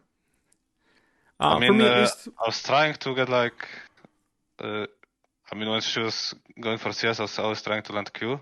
Maybe I didn't land. Maybe when she was last hitting with Q, I should wait more, I think. But I was paying attention to it more, I think. Okay. So yeah, partially. I understand. For sure. That's all I want, right? That's kind of the idea, is you're paying attention more to these things. So actually, in this case, like, for example, here, I don't think it's bad to, like, when she goes back on you here after this auto, I don't think it's bad to just body slam. Because I think if she QWs here, she has no Q, no flash. Like, I mean, I don't know if she has flash, actually. If she has flash, maybe it can be scary. But my point is, like, if you body slam here, like, she has to basically QW here in order to, like, hit you. And I think if you body slam into it, and then input buffer your R, before you get stunned, you're going to be fine. So that's kind of the interaction, is like, as her stun is coming out, you need to cast your ult. Now, if you miss the timing, she will parry your ult too, and you will die, but it's pretty easy to do.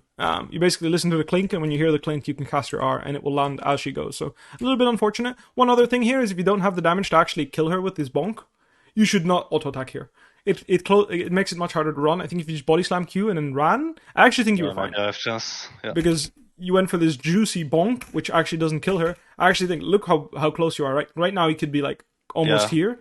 And I'm not saying it would save you. I'm saying you have a better chance. Either way, it doesn't really matter. Just wanted to go over it because why not? So here you still have priority and you're still winning. Like, I think you're still comfortable in the game, I would say. I don't think you're in a spot where you're like losing. I really like this mid move. You lose one creep for a potential kill mid with your flash. I think that makes a lot of sense. And then here, just keep in mind, you can still just fight her, Like, here, you can last hit this creep, and if she goes on you, again, you can just body slam Q her. Like, you can Q her, just Q, and, like, that's a fine trade. Like, you're not going to lose that trade on the spot, you know what I mean? Mm-hmm. So, just keep in mind, because you Q here, and you lose a lot of the pressure, which gives her an opening to Q into you, and then you can't really body slam into her when she does this, and it becomes much harder to play, right, when she's on top of you like this, so just keep it in mind. Either way, same thing here, right? If you body slam R, the first thing is, body slam R is always a good solution to escape, and then secondly, don't go for this auto attack unless it's when you're losing the fight, just run. Don't turn around for that hit, even though it can look juicy. I don't care about this death, happens. We didn't keep track of people. Here, I actually think you can just walk past her. I don't think she's that strong. I don't think she's going to just one-shot you. Like, she doesn't have her tools, right? Maybe she has her ult, but she doesn't have Ignite. She one-shot the turret, and then she chase me. I think it's dangerous. Okay, well, I would pick a fight with her. I'll just WQ her and then body slam her or some shit. But again, I don't mind. My point is, like, if you don't want to re-enter, because I told you, right? Like, if you think you're getting zoned here and you don't want to re-enter, then go be useful. Like, literally, you take this path and go play the game. You know what I mean? You have TP back to tier 2 top. That's why I ask you, right? It's like, right now, if you're worried about her fist fighting you and zoning you 1v1, don't try to be smart. Just be like, alright, bro, cool. And then you walk into Drake here and either, like, because Because one thing I noticed is you never ping. I don't know if this is something because you're getting, because you're on stream, but you were making no proactive plays, proactive calls, right? You weren't telling people what you're looking for. So like, even when you're roaming mid here, like, you're not telling your mid laner you're roaming mid. You know what I mean? Like, you're not pinging on my way. As you're walking down here, I think it's good. Like right now, on my way. It just helps people be aware. Helps awareness, right? And I don't know if it's because a habit of yours that you don't do it or whatever, but really try to communicate through pings. It helps in stage games too, in my opinion. So, no, I usually try to ping, maybe in solo queue less. That's okay. Well, I ping a lot in solo queue, and I think it definitely helps with playing. And I wanted to discuss the sequence. For sure. So I already mentioned this, but 2 reasons why you going mid here is, in my opinion, better. So this is like obviously you kind of get pushed out and go mid, respond to Jace, take his flash, very good. But the first reason why, and this is actually not about you going mid, this is more about you going bot, right? So you hovering bot here is really good, right? So you hovering on this mid wave is very good. But when the next wave, mid wave arrives, there's another play to be made, and they're leaving. They know you're coming, Jace is spam pinging them. So what you do now is you look at this mid wave again, because like pause right now, everyone on the enemy team is running for their lives, right? And unless unless someone wants to die on the enemy team, they're not going to die, right? So you hovering to make sure that they can touch the wave. Viego can, like again, mid wave isn't here yet. I'm fine with this. You walking over this crab, okay, I don't give a shit. But right now, realistically speaking, you're not going to contribute to this play. It is very hard for me to imagine a world where you can't just press S here. You can press S here. I don't mind. You can press S here, and like if they turn on us, you can be there. I don't mind that. This is a case where it's like, I don't think he should be fishing for this play even, because it delays you from getting to mid-wave and then making a play maybe on Herald, making a play on this Fiora and then Herald. My point is like, getting this mid-wave crashed when Jace is in base. Fiora is stronger than you, Jace is stronger than Yone, correct? Yeah. So this is going to be one of the only opportunities where you're going to get both prows. Because Jace overstayed and you got his flash and he has base, so he's walking back to lane right now, so you're going to get this wave before he gets there, if you're really fast on the wave. Right, you being early on this wave allows you to get the wave in. If you turn around right now and go get this wave, whether Jace is going to be there or not, I don't know. He might be, and if he is, you're not going to get that wave because he's going to fuck you up, right? So my point is you being early on the wave matters here. That's all. That's what I'm trying to get. You understand that? Yeah, I know what you mean. And then the reason why after this. And the reason why it's extra valuable that you're on this wave, because again, like if this guy just flashes, like Viego's W got nerfed like what, a year ago? Like please. Hello? Spider? Hello? Are we snoozing? I think we're snoozing. You know what I mean? Like this guy's just sleeping. If he flashes this W, you are giving up your mid prow, which means you can't punish the Fiora. And in fact, Jace will protect Fiora from making this god-awful macro play, because what she's doing right now is illegal. You want to count how many minutes Fiora's been on the map? 13:30. Yeah. 2 minutes. 2 minutes. And he's probably rich as fuck. So like what he's doing is completely illegal. Right? He should have picked a wave to base on way earlier, because Jace. Same thing with Jace. Like Jace, I mean Jace. I don't know what happened, but he solo killed mid and tried to take tower, and then it got punished. Right? So he got slapped on the wrist. And my point is like, this is exactly what I expect should be happening to Fiora now, because when Yone gets to top here, if you can push this mid wave in and Yone cancels her base and walks with her, you will move into top side and start hovering his side. She doesn't have to. Like if she dies, great, but she doesn't have to die. She'll just never get to base and move to Herald, ever. Like, she won't be there, ever. Yeah. She won't be for Drake, she won't be for Herald. She gives up all her influence on the map for waves that don't really affect the game. You know what I mean? Like, if she gets this full tier 2, great. If Fiora can one-shot this tier 2 at 15, 20, and if she one-shots this tier 2 and gets 600 gold, different story, right? Then you're staying on the map for 600 gold, it's an objective. But my point is, the idea here is, if you can be on this midway first, you can ruin her tempo and create an opportunity to pick a fight with someone outnumbered, because Yone is going to be here. You can do a neutral objective, either Drake or Herald for that matter, because again, Yone can push the wave in their face and then cross into the Drake, right? Yeah. Either way is when a strong member is really ruining their tempo by being greedy. The best way to punish them is to be on the nearest wave as soon as possible and then move into their side. So prioritizing being there. Again, this is just a fight where I personally would I would ping my team back here. Like I would ping my team back like I'm not interested. Like here right now, just back pinging your team and making very clear like you being on this mid wave is very good, because it means you can attack the Fiora, you can attack the Herald or the Dragon later, right? Because if they're getting pushed out by Viego and your bot lane with you hovering right now, which is great, right? They're getting pushed out. They're not going to dive bot lane again. You're going to push in mid. Viego might even hover your side. And then what's going to happen is you're going to start taking over this side. And then is when mistakes can happen by the enemy team. So Jace might face check you and Viego and die. Jace might hover into Fiora's side to try and help her, and you might catch her, right? Fiora might overextend and die. Either way, worst case scenario, Yon can walk her down. Like, what I mean by walk her down is he'll just walk with the wave and push the wave as he's walking up, right? He'll drag the wave with him as he's pushing, and he's going to enter a situation where Fiora is going to have to base like here. And that's like 30 seconds of her time wasted, and that's 30 seconds of influence that are just gone. Because she's stronger. If she recalls and spends her gold, she's one of the strongest members on the map, but she can't use that influence if she doesn't spend the gold, which is why attacking her tempo is really important in this case. And because you're late on this wave, you have to stay for the next wave, which means, again, you can't spread your influence, right? So you can't actually do anything. Well, you did do something by hovering here, so don't get me wrong. This was your action, and as a result, you had to stay for 2 mid waves, as a result to pay in tempo for those actions. But again, this top lane, you could have been included, right? You could have been included on this top dive, and then maybe you being included means she's already dead and you guys are running right now. And all I'm telling you is, I'm not saying it's the right or wrong thing to do. Hovering for that play might get you a triple kill in the future, right? Like, if you're playing another champion that can go behind the tower here, like, for example, if you have an angle to go behind the tower here, for example, I think that would be a really creative play that might win you the game. If you have Body Slam Flash, maybe. I'm just giving you a maybe, you know? I'm not saying it's a good play this game or next one. All I'm saying is, like, I don't mind you interacting in the game. Just keep in mind, and keep your mind open of what you could have done otherwise. So in this case, like I mentioned, being on the midway first will translate into making top suffer. You moving here pressures these guys. Whatever you prefer, I'm happy. As long as you play the game, that's good. Here's like, you know, you can't hover into top side, so going into bottom pushing makes sense. Fiora's dead for 3 seconds, or 10 more seconds, so you going in here deep and pushing this deep wave is really, really good, because like I mentioned, you have TP. If they're doing Herald right now and your team wants to contest, you will TP there. If your team does not want to do that, then at least you got a deep wave in, and well, fuck it. Right? So obviously, you can get ganked, so if you want to drop a blue orb somewhere or get some info, like, you have no info, you know, the map is completely dark. I mean, to be fair, you see Kai'Sa mid and you see Jace top, you don't know where Pyke and Elise are, but I think, generally speaking, if you die here, you'll get Herald, right? Because Pyke and Elise will come and kill you, so that means you guys can probably get Herald on the top side. 3 versus 2. Again, it's all big ifs, but if you're behind, at some point, someone's going to have to push past the river and get some information, because otherwise no one can play the game. And if you all unanimously agree no one's playing the game and we're just starving out until we get a good item spike to fight, that's fine too.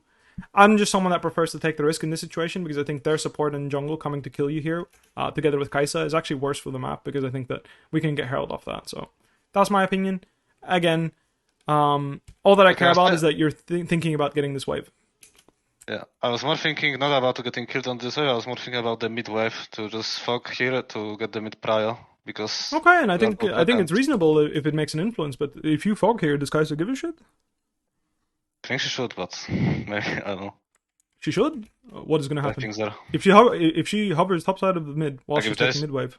Like, if Jace shows stop, can easily engage, I think. I mean, but that's an if. You don't know that, right? Jace might as well hover mid. He might as well be hitting Herald right now. We have no information whatsoever. Like, he's doing Grom because he's greedy. Like, he could be hovering this mid wave, and in fact, as Kai'Sa, I would want you to come body slam flash me, because I'm pretty sure we will triple kill you. Quadra kill you, right? Like, look at it from Kai'Sa's perspective, right? Like, assume Jace is, because we don't know where Jace is until, like, now we know where Jace is, right? So, still, this is 3v3 because Viego had to be there to get the information, right? So you're 3v3 mid right now against Pyke, Elise, and Kai'Sa. If you're Pyke, Elise, and Kai'Sa, do you want to take this fight, yes or no? I guess. I mean, up to you. You're like, me? Fuck yeah, please. Like, I'm playing against Yuumi Zeri, and they want to fight me at one item? Like, please. I love it, you know, like, it's what I'm hoping for. So for me, it's like, I don't know why I would hover mid here, because if Viego's coming, then sure. But we have no Yuumi ult, no Zeri ult, what am I doing midwave? Body slam flashing Kai'Sa, is she even going to die? I don't think so. I think she's going to press R and leave. Like, no Viego ult, no Viego flash, what are our tools? 2 times nothing, right? No tool. Yeah, I mean, sure, these aren't really, I wouldn't exactly call these proactive tools. And this guy has Q upgrade with Kraken. This guy is obviously way stronger than Yuumi, and I would say jungle is, I mean, comparable, but my point is without ult, it's not comparable, at least it's stronger. Yeah. So this is just not a midwave I really want to, you know, go mid and start fighting. The next midwave, however, is one that looks really interesting, because that's when everyone has their ults up, and that's when, again, this is when Yon's alive, first of all. So again, on this after crashing this wave, if you push it really fast, you're also going to be faster on the map. So if you were walking with this wave, and I don't mind you pressing S here in the fog, and waiting for Kai'Sa to show midwave, that's a good habit, right? Or Jace to show top, again, a good habit, because then there's less chance of you dying. But I think ultimately, you know, the faster you can push this wave and then start running to base, the better. That's all I'm trying to get at. because that means that now you can start making influence like an influence play. So in this case, that's you defending the Herald and not losing your tier 2. You do lose tier 1 bot and tier 1 mid, but at the end of the day, we're going to have to give something, and you're hovering here for a potential play, right? So one thing I will note is try to, like right now, if you can go here to the Raptors and hide over this wall here, I think that's going to be a really, really good way to bait certain AD carries to come and hit this mid turret, you know? I'm not saying it will happen. I'm saying it's a good habit, like go in this Raptor pit. Instead of showing on the mid, like you show on the mid wave, how the fuck are you going to body slam flash anyone that wants to play the game? You know, like they're 1-3-1, Jace is showing top, Fiora is showing bot. If you show on the mid wave, they're just going to wait.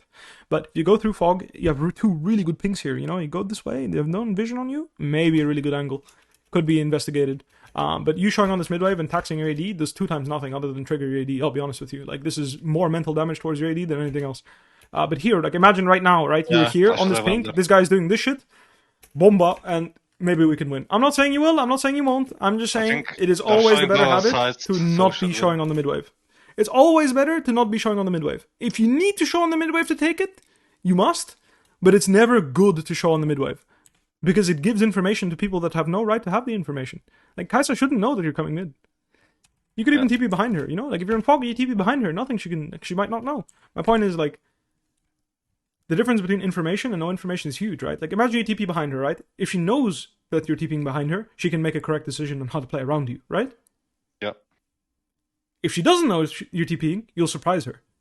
This is the same concept on a mid-wave. If she sees you on her screen, it's much easier to mentally prepare for body slam flash to come. But if you are coming out of fog of war, this guy won't know what hit him. That's the idea. So like the point is like, yeah, he will see you body slamming out of the bush maybe, but is he going to be ready to flash it? I've played against some players that I can safely say they fucking flashed that shit and I looked like an idiot.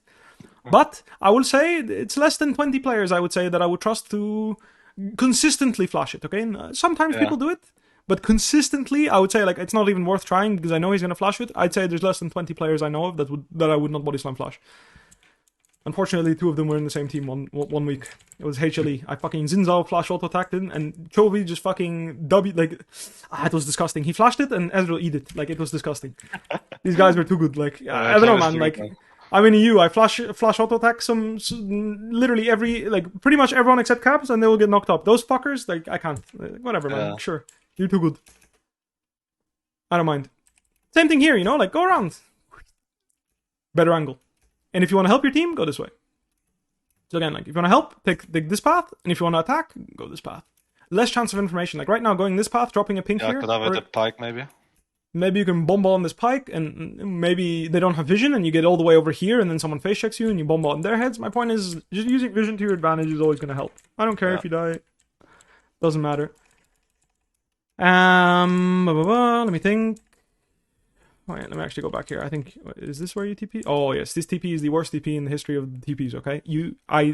After this explanation, I hope you'll never do this TP again. Okay. TPing on a bot wave like this is always trash. It is the worst TP you can make. And I'll explain to you why. Because if you TP on this wave and push this wave and the next wave, Fiora doesn't have to answer you. Right? Because there's going to be another wave that comes that will block the wave, right? So if you push this wave and the next, there will be a second wave, or in this case, third wave, that will come stop the wave from crashing, right? Yeah. So right now, you see that wave is coming out of Nexus for Fiora? This one right now, from Nexus, you see it? Yeah, it will. This wave is going to block your wave, right? So in other words, you TPing on this wave to push it and then move doesn't do anything because if Fiora's any good at the game and thinks you're a threat mid, she'll just match. Yeah. So you just blew your TP for fun, for 6 CS. Okay, not for fun. You got 6 CS. You're going to cannon 7, 8 CS is what you got out of this TP. So this TP doesn't do anything. You got 8 CS. Is your TP worth 8 CS at 19 minutes? I mean, not really, but yeah. I mean, if you think so, then continue doing it. I'm just saying, TP is not worth it, especially when you're losing. You need to have TP as much as possible so you can TP and respond, right? You're going to get outnumbered, or you're going to need TP, and if in case your team is fighting 4v4, you can make it a 4v5. So you just have to TP, like, just to keep that in mind, right? So it's not just, like, she just, like, look at the wave, right? I'll show you. It crashes there. Fiora shows on it, but my point is she doesn't have to. That wave is going to stay there. She can wait one wave. She can hover this one mid wave, then go side, and then your TP did nothing, and you just wasted your TP. And, well, like I said, you get 7 CS, but who cares? And my point is, imagine if you had TP right now, and you could TP this top fight, maybe, you know, I'm just giving you the maybe. Just having the TP is a maybe, and a maybe is better than we're fucked. And that's all I want to, again, bring up. That's why I want you to think about these TPs, because I want you to count what you're actually getting out of your TP and what you're doing. So you hovering for this play is like the outcome of this. And it's fine, but again, if you had TP here, you could do mid wave into bot, and if you needed to, you could still join, right? Because you don't have to worry about being somewhere if you have TP, because you can just TP and join your team. That is, again, the power of TP. You can have two responsibilities at the same time. You can group and be in a specific position at the same time. The other thing is I think it would be good for you to like try and find angles to group with Yon or Viego to attack the Fiora, because she's still killable with two people, right? Especially with Viego, he's quite strong. I think Yon, you might get 2v1, but he's not like terribly weak, you know what I mean? Like, if you guys play well, can you really not kill this Fiora 2v1 if she doesn't expect one of like a gank to come? I wouldn't say so. I'd say you guys have an angle right now. Yeah. It's possible. And especially, you'll see here, like, it was earlier that you killed her, right? But you remember when you killed her 2v1 with Viego, right? Or like you traded 1-for-1? I'm just saying, like, that you play a little bit better there, you live, and my point is if you do it proactively, maybe she plays worse, and she doesn't expect someone to come, and it's great. And like I mentioned, this is just a good thing, you think the game is fucked? Fuck it, practice your champion, go interact with champs, body slam flash R, fuck it. You're playing Ornn, do the R flash thing. You're playing Sion, I don't know, practice your drifting skills, like, just pick a fight somewhere that is obviously ideally good, don't run it down, preferably, but if you're playing a champion like Kennen, for example, just tell yourself, I'm gonna, like right now, you're gonna go out of your way to like, I'm gonna try and get a flank, and I'm gonna stop farming for a minute, and I'm just gonna go like, I don't know, do like this, like walk all the way here, or like even better yet, you walk straight, flash over this wall, and then you're gonna go behind them and fucking ult them. Get creative. Yeah. Why? If you're fucked on stage, it'll pay off, because maybe you getting creative will get something to happen. That's my personal advice. You're playing solo queue, whether you win this game or lose. At the end of the day, it's okay, and you're probably not gonna win this game unless a miracle happens. So again, it's all right. I like the way you played this fight, but I already mentioned this. I'm just going to remind you so you can watch it yourself. You're clicking on her, which means Kai'Sa can do this. If you're clicking on Zeri right now, maybe you can body slam her. Like right now, you're on top of her. Like right now, you're on top of her, and you see Kai'Sa ult, and you ult towards it. She flashes over it. Well, honor her. I would say there's a pretty good chance right now if you're on top of her, like here, and you body slam towards here, Kai'Sa's going to flash this way, and she's going to get fucking clipped by your body slam. She dies like a dog. I'm not saying it's winnable, but I think if I'm on Zeri, she can't really ult in, because then I will just body slam instant, so... Well, if she flashes it, she can. So the point is, I'm not saying it's a solution. Yeah. My point exactly. If he plays really well, then he played really well, but you did too. You made it as hard as possible for him is the logic, right? You made it as difficult as possible for him to win the situation, and there is a way for him to win it, but that's on him to play well, and not on you, in the sense that you didn't play well. Because again, the distance between you body slamming her max range, so much easier to react than if you're on top of her right now, body slam now. Gragas' hitbox, it takes like 0.2, 0.3 seconds to get in range here. The guy's going to have to be really keen to flash that. Whereas a max range body slam, I think my grandmother can flash those. Yeah. Alright, sweet. Do you have any VODs that you would like me to watch? POV is ideal, but doesn't need to be. POVs I have, but from like half an year, so I don't have. If you have something recent, if you want me to go over a game, if you want to check it doesn't have a POV. I can just check your macro gameplay if you want, and yeah, that would be it. I have some. Wait, what was this? Sure, yeah. That's from Screams. I'm not sure if I can show. But I would just. I mean, I can show just from official. I think, not POV. Wait, what game? I think this game was good, maybe. All good. Take your time. Yeah, I sent it, I think. Wait, is this? Yeah, that's me. Is this? Sion. Let me investigate. A little Sion gaming? Yeah. Alright, let's watch. Playing versus Cabo and the Sante. Not too shabby.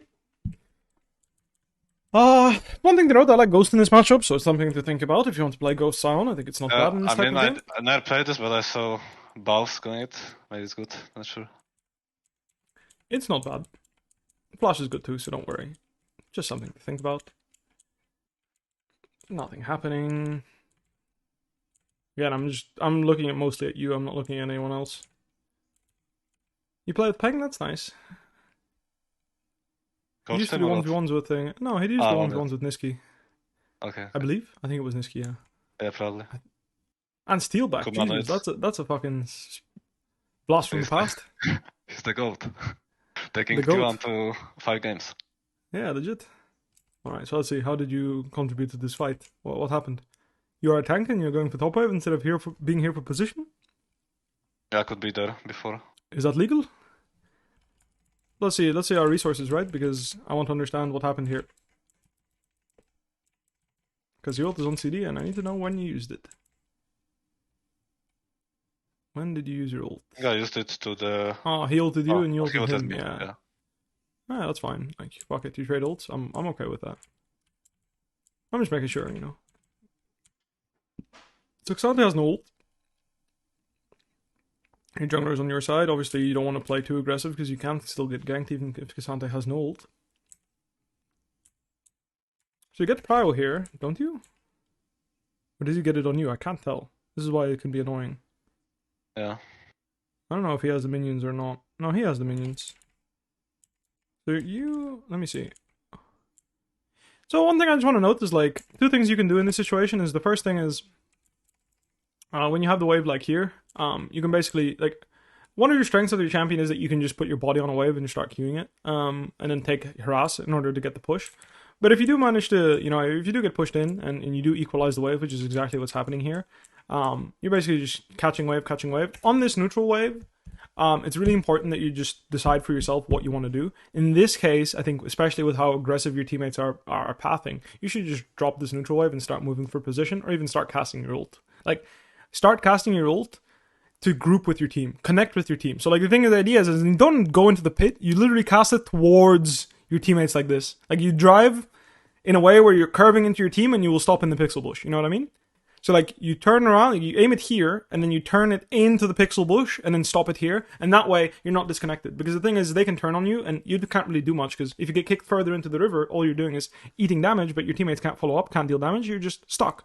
Whereas, if you're ulting this way, like this, if someone wants to tank the ult here, or even here, you can easily flash over the wall, first of all, and second of all, like, if they want to tank a full charged Sion R into full Q, like, I'm down, you know?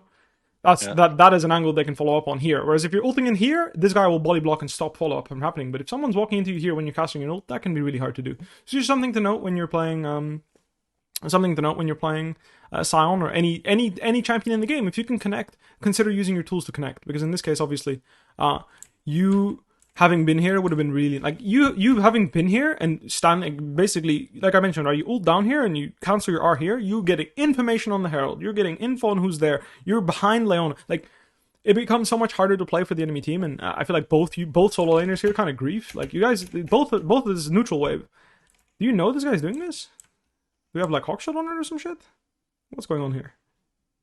I'm trying to understand how come both enemy team drop the wave and we don't drop the wave, or, like, why are we so late? Because, like, Annie's, like, lost hitting every single creep. Also a terrible habit, by the way.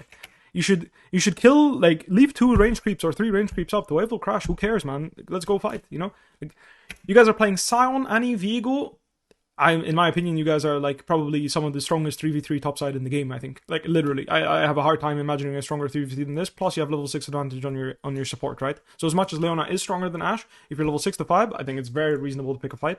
So all I would say is, like, you know, I hope if you guys reviewed this, I really hope that this was a discussion point where it's like, we should really align on fighting here, because, like, there's no way you lose this fight. No flash on this motherfucker, no flash on this motherfucker, like, please, you know, like, there better be some, this guy better be dead, and this guy better be thinking about being dead. I just have low mana on Sion, but I think it should be fine. Yeah, you only need Q and R, that's it. R to connect, Q to CC, that's it. You can basic attack people, it's fine. Like, that's the thing, a lot of people are like, dude, you having your body there and tanking Lee Sin's Q is already enough for Viego to play like a psycho, right? I can also use my passive. Exactly, I mean, it sounds weird, but even if you're not playing Sion, like, sometimes just having, like, sometimes just having your tools is, just being there is enough. Auto attacks deal damage. Your health bar is a resource. And my point is, again, you got one wave up, but in this type of matchup, being one wave up doesn't matter. Now, if you're playing Jace versus Fiora there, that can be interesting. Also, one thing to note is, like, sometimes in this situation, you can just tell your team, I'm going to crush this wave and recall. So just, like, fake contest and leave. It's like right now, let's say you're playing GP, right? And you're fucked. And you guys know you're going to give this. Having 1 or 2 people, like, having 3 people just fake contest it, walk up, give you a free reset, take the mid prio because you're going to get the entry into mid because enemy top laner will have to go top. So you'll be 3v3 with a positional advantage. So what I'm talking about is right now, let's say you're playing Sion and you use recall right now, right? What I'm saying is what they're doing is still good because they're going to get mid-prio on this next wave. Because the enemy team has to basically come this way and face check into you, right? Because you guys are going to have the space. Ideally, there's a ward here, if possible. Or you can even be a body, it can be your support. But the point is if you guys have control over this area, the enemy top laner has to choose between coming to get the mid-prio or give it. And that can basically just mean that you got a free push, right? So you got to push out for free. And you will get the next mid-prio, which either lets your mid laner also base for free, or lets you make a proactive move in the bottom side, depending on the game.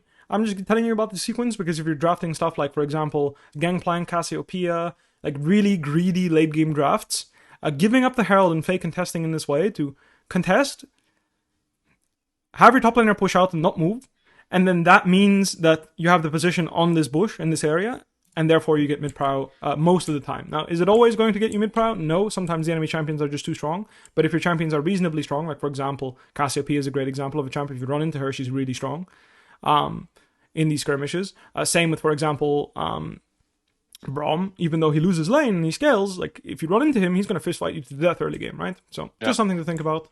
A little sequence you can use to comfortably scale whilst giving the Herald, but not breaking open your map, basically, because the scariest part about Herald is when your map breaks open, right? Who cares if they got the Herald? Like, yeah, it's 300 gold and then maybe they get plates, but at the end of the day, it's 500 gold for enemy jungler. Like, I think we can win the game if he gets 500 gold. You know what I mean? Yeah. That's kind of the idea there. So that's a sequence that you can use. Obviously, you'd have to talk about you have to talk to your coach about this and discuss it, whether that's a viable option. And then also depends on your draft, right? If you're playing Sion, you want to fight Herald because your champion is a beast at this time. Sion is one of the strongest early game skirmishes in the game. At like levels after 6, basically, he's a really strong champion in skirmishes because he just ults the first target and then no one in the game can tank his R into Q combo if it's a 4v4 or something. And then if he dies, his passive still creates space. So he's one of the best champions in the game to fist fight a lot. I mentioned this earlier with Kingzone doing this. Like they would play like Galio, Sion, Sejuani, Tahm Kench. Like this is their draft, not joking. This is their top side. Like the top side is Sion, Sejuani, Galio, Tahm Kench, and then they have a random AD carry, and they just bulldoze everywhere on the map. Like, everywhere they go, every dragon early game is theirs, every single fucking object, like, every neutral is theirs, everywhere they go, you can't walk into the river because their champions are just unkillable. You can't burst anyone down, can't single anyone out, and then they just have this really beefy comp. Now, it's not as popular nowadays because you can isolate those champions, but back then, those champions were stronger individually, so it was harder to punish them when they were 1v1. Like, Sion, for example, is way more of a lane bully.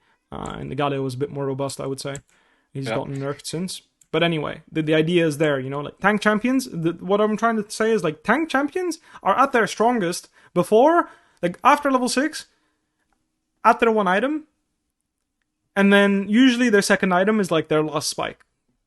But that's when you want to fight. When you have CC from your ult, and your base damages are still high enough to like chunk someone for either half or almost their full HP, the Ornn Classic.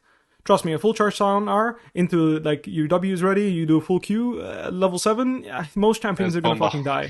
Like, most champions are gonna die, or they're gonna be 2 hits from dying, and the point is, this is when you want to fight, so just helping you, like, pay attention to that and think about that, because that is really important. So, Cassandra TP's top here, and I'm wondering why you TP top, because it's like, who cares, man? Like why match TP here? Like, is he gonna one-shot your tower here? Like, your 6 CS your TP is worth 6 CS when it's unleashed? I think because Herald is up and maybe you want to do it. But they're gonna one-shot it or what? Like, can't we just waddle? Like, first things first, you TPing and catching top wave, it doesn't do anything for Herald. If you wanna do Herald, then TP mid. Right? I guess, yeah. You're giving your team moral support or what? Like, you know what I mean? Like, what is this doing for Viego? 2 times nothing. What are you doing for Ashe? 2 times nothing. You want to help your team get Herald? You're on this mid wave. How are you on this mid wave? Yes, bro. You walk and you press R. Walk here, press R. That's how you're on this mid wave. Or tell your team, if they contest, I'm pressing R. This is how you're on the mid wave. So in other words, this is a TP where, again, you get 6 CS. And if your TP is worth 6 CS, then TP for 6 CS. Some games it might be, some games it might not. In my opinion, generally, rule of thumb, TPing for 6 CS, not very good after it's, like, before it's unleashed, do whatever the fuck you want, man. Like, I don't give a shit. That shit's useless. But after it's unleashed, you are allowing opportunities for example, like, maybe you can attack this guy with Viego, right? Like, maybe you and Viego and Annie can make a play, Like, you have TP to match. You have TP advantage, which means you can put them in a tough spot. Same thing here. Like I said, like, you dropped one CS on Gragas, but, like, dropping 6 CS to Sion in this game when you're at your biggest spike to hover mid here and get mid-prio, I think it might be a really interesting play, Like, if you're ready right now, like, start ulting on this guy's head with no flash. I mean, obviously, I'm not expecting timers to be this precise, but my point is, like, imagine right now you guys were calling, like, I'm ready to ult mid-wave. Ash arrow comes down right now on one of these two fuckers. Your ult is coming, balling in. I see potential. Yeah. Okay? And I know K'Sante is coming, but so is Annie, and it's going to be a 4v5 for a while. It's going to be 3v5, like a 3v4, then it's going to be a 4v5, and then it's going to be a 5v5. And my point is in that time that it's an outnumbered fight. Exactly. Maybe someone gets one shot. Maybe we pick up a corpse. Maybe. My point is, it's a maybe in your favor. So we look for maybes in our favor. Now, your alternative of like, K'Sante's hovering, I'm just going to take the next wave is fine.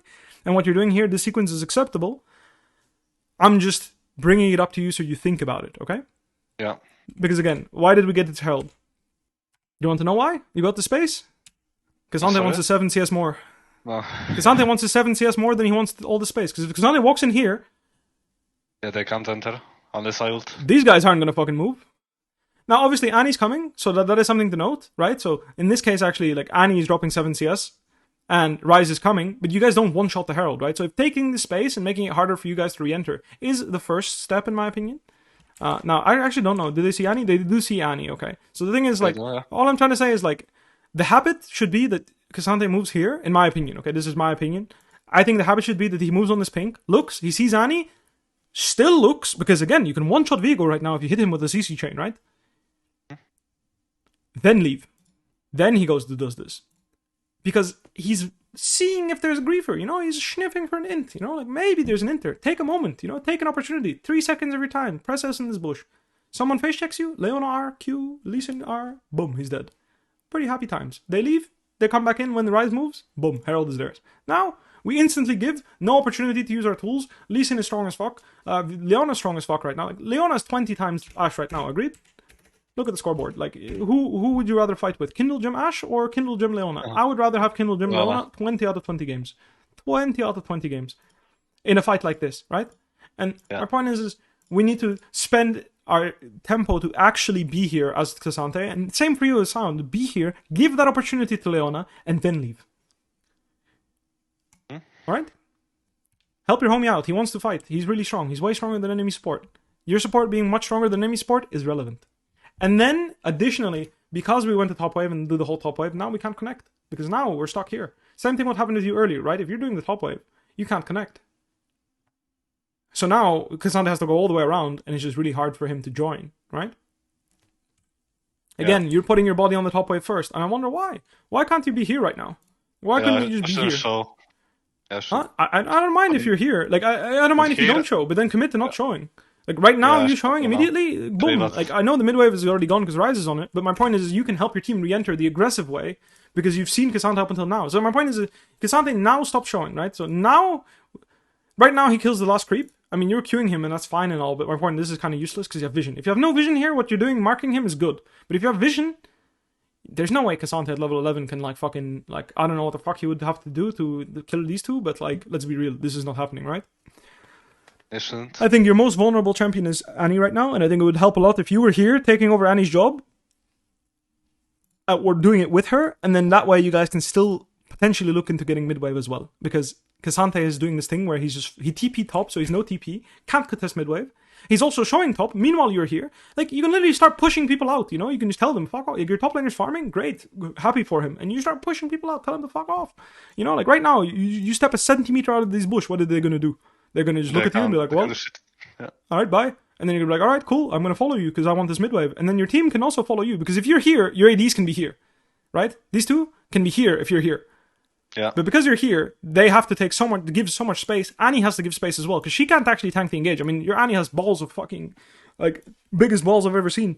Like, this guy thinks Leona can't just slap R on his head and get his flash. Like, I don't know, is his flash so valuable? Like, so unvaluable? Like, I don't know, like, if I'm Leona right now, I just slam an ult on his head, like, why not? I mean, again, they didn't see you, so it's fine, right? Yeah, we have kind of good vision, I think. Yeah. Never mind. In this case, you're in fog, so they don't know you're not here, right? But, like, this guy was really trying to get hit by your Q, you know? All I'm saying is the logic of you being here means your ADs can be here, which means you can get Herald and mid-wave, is far more important than this stupid-ass top wave. Who cares? Again, you're tanks, man. Who cares? Is he going to walk up to this tower and one-shot your tier 1? I don't think so. You can drop 2 or 3 waves, and then your tower is going to drop. And then, think about this. You drop 2 waves, he's up 200 and something gold, a bit of XP, and got a top tower.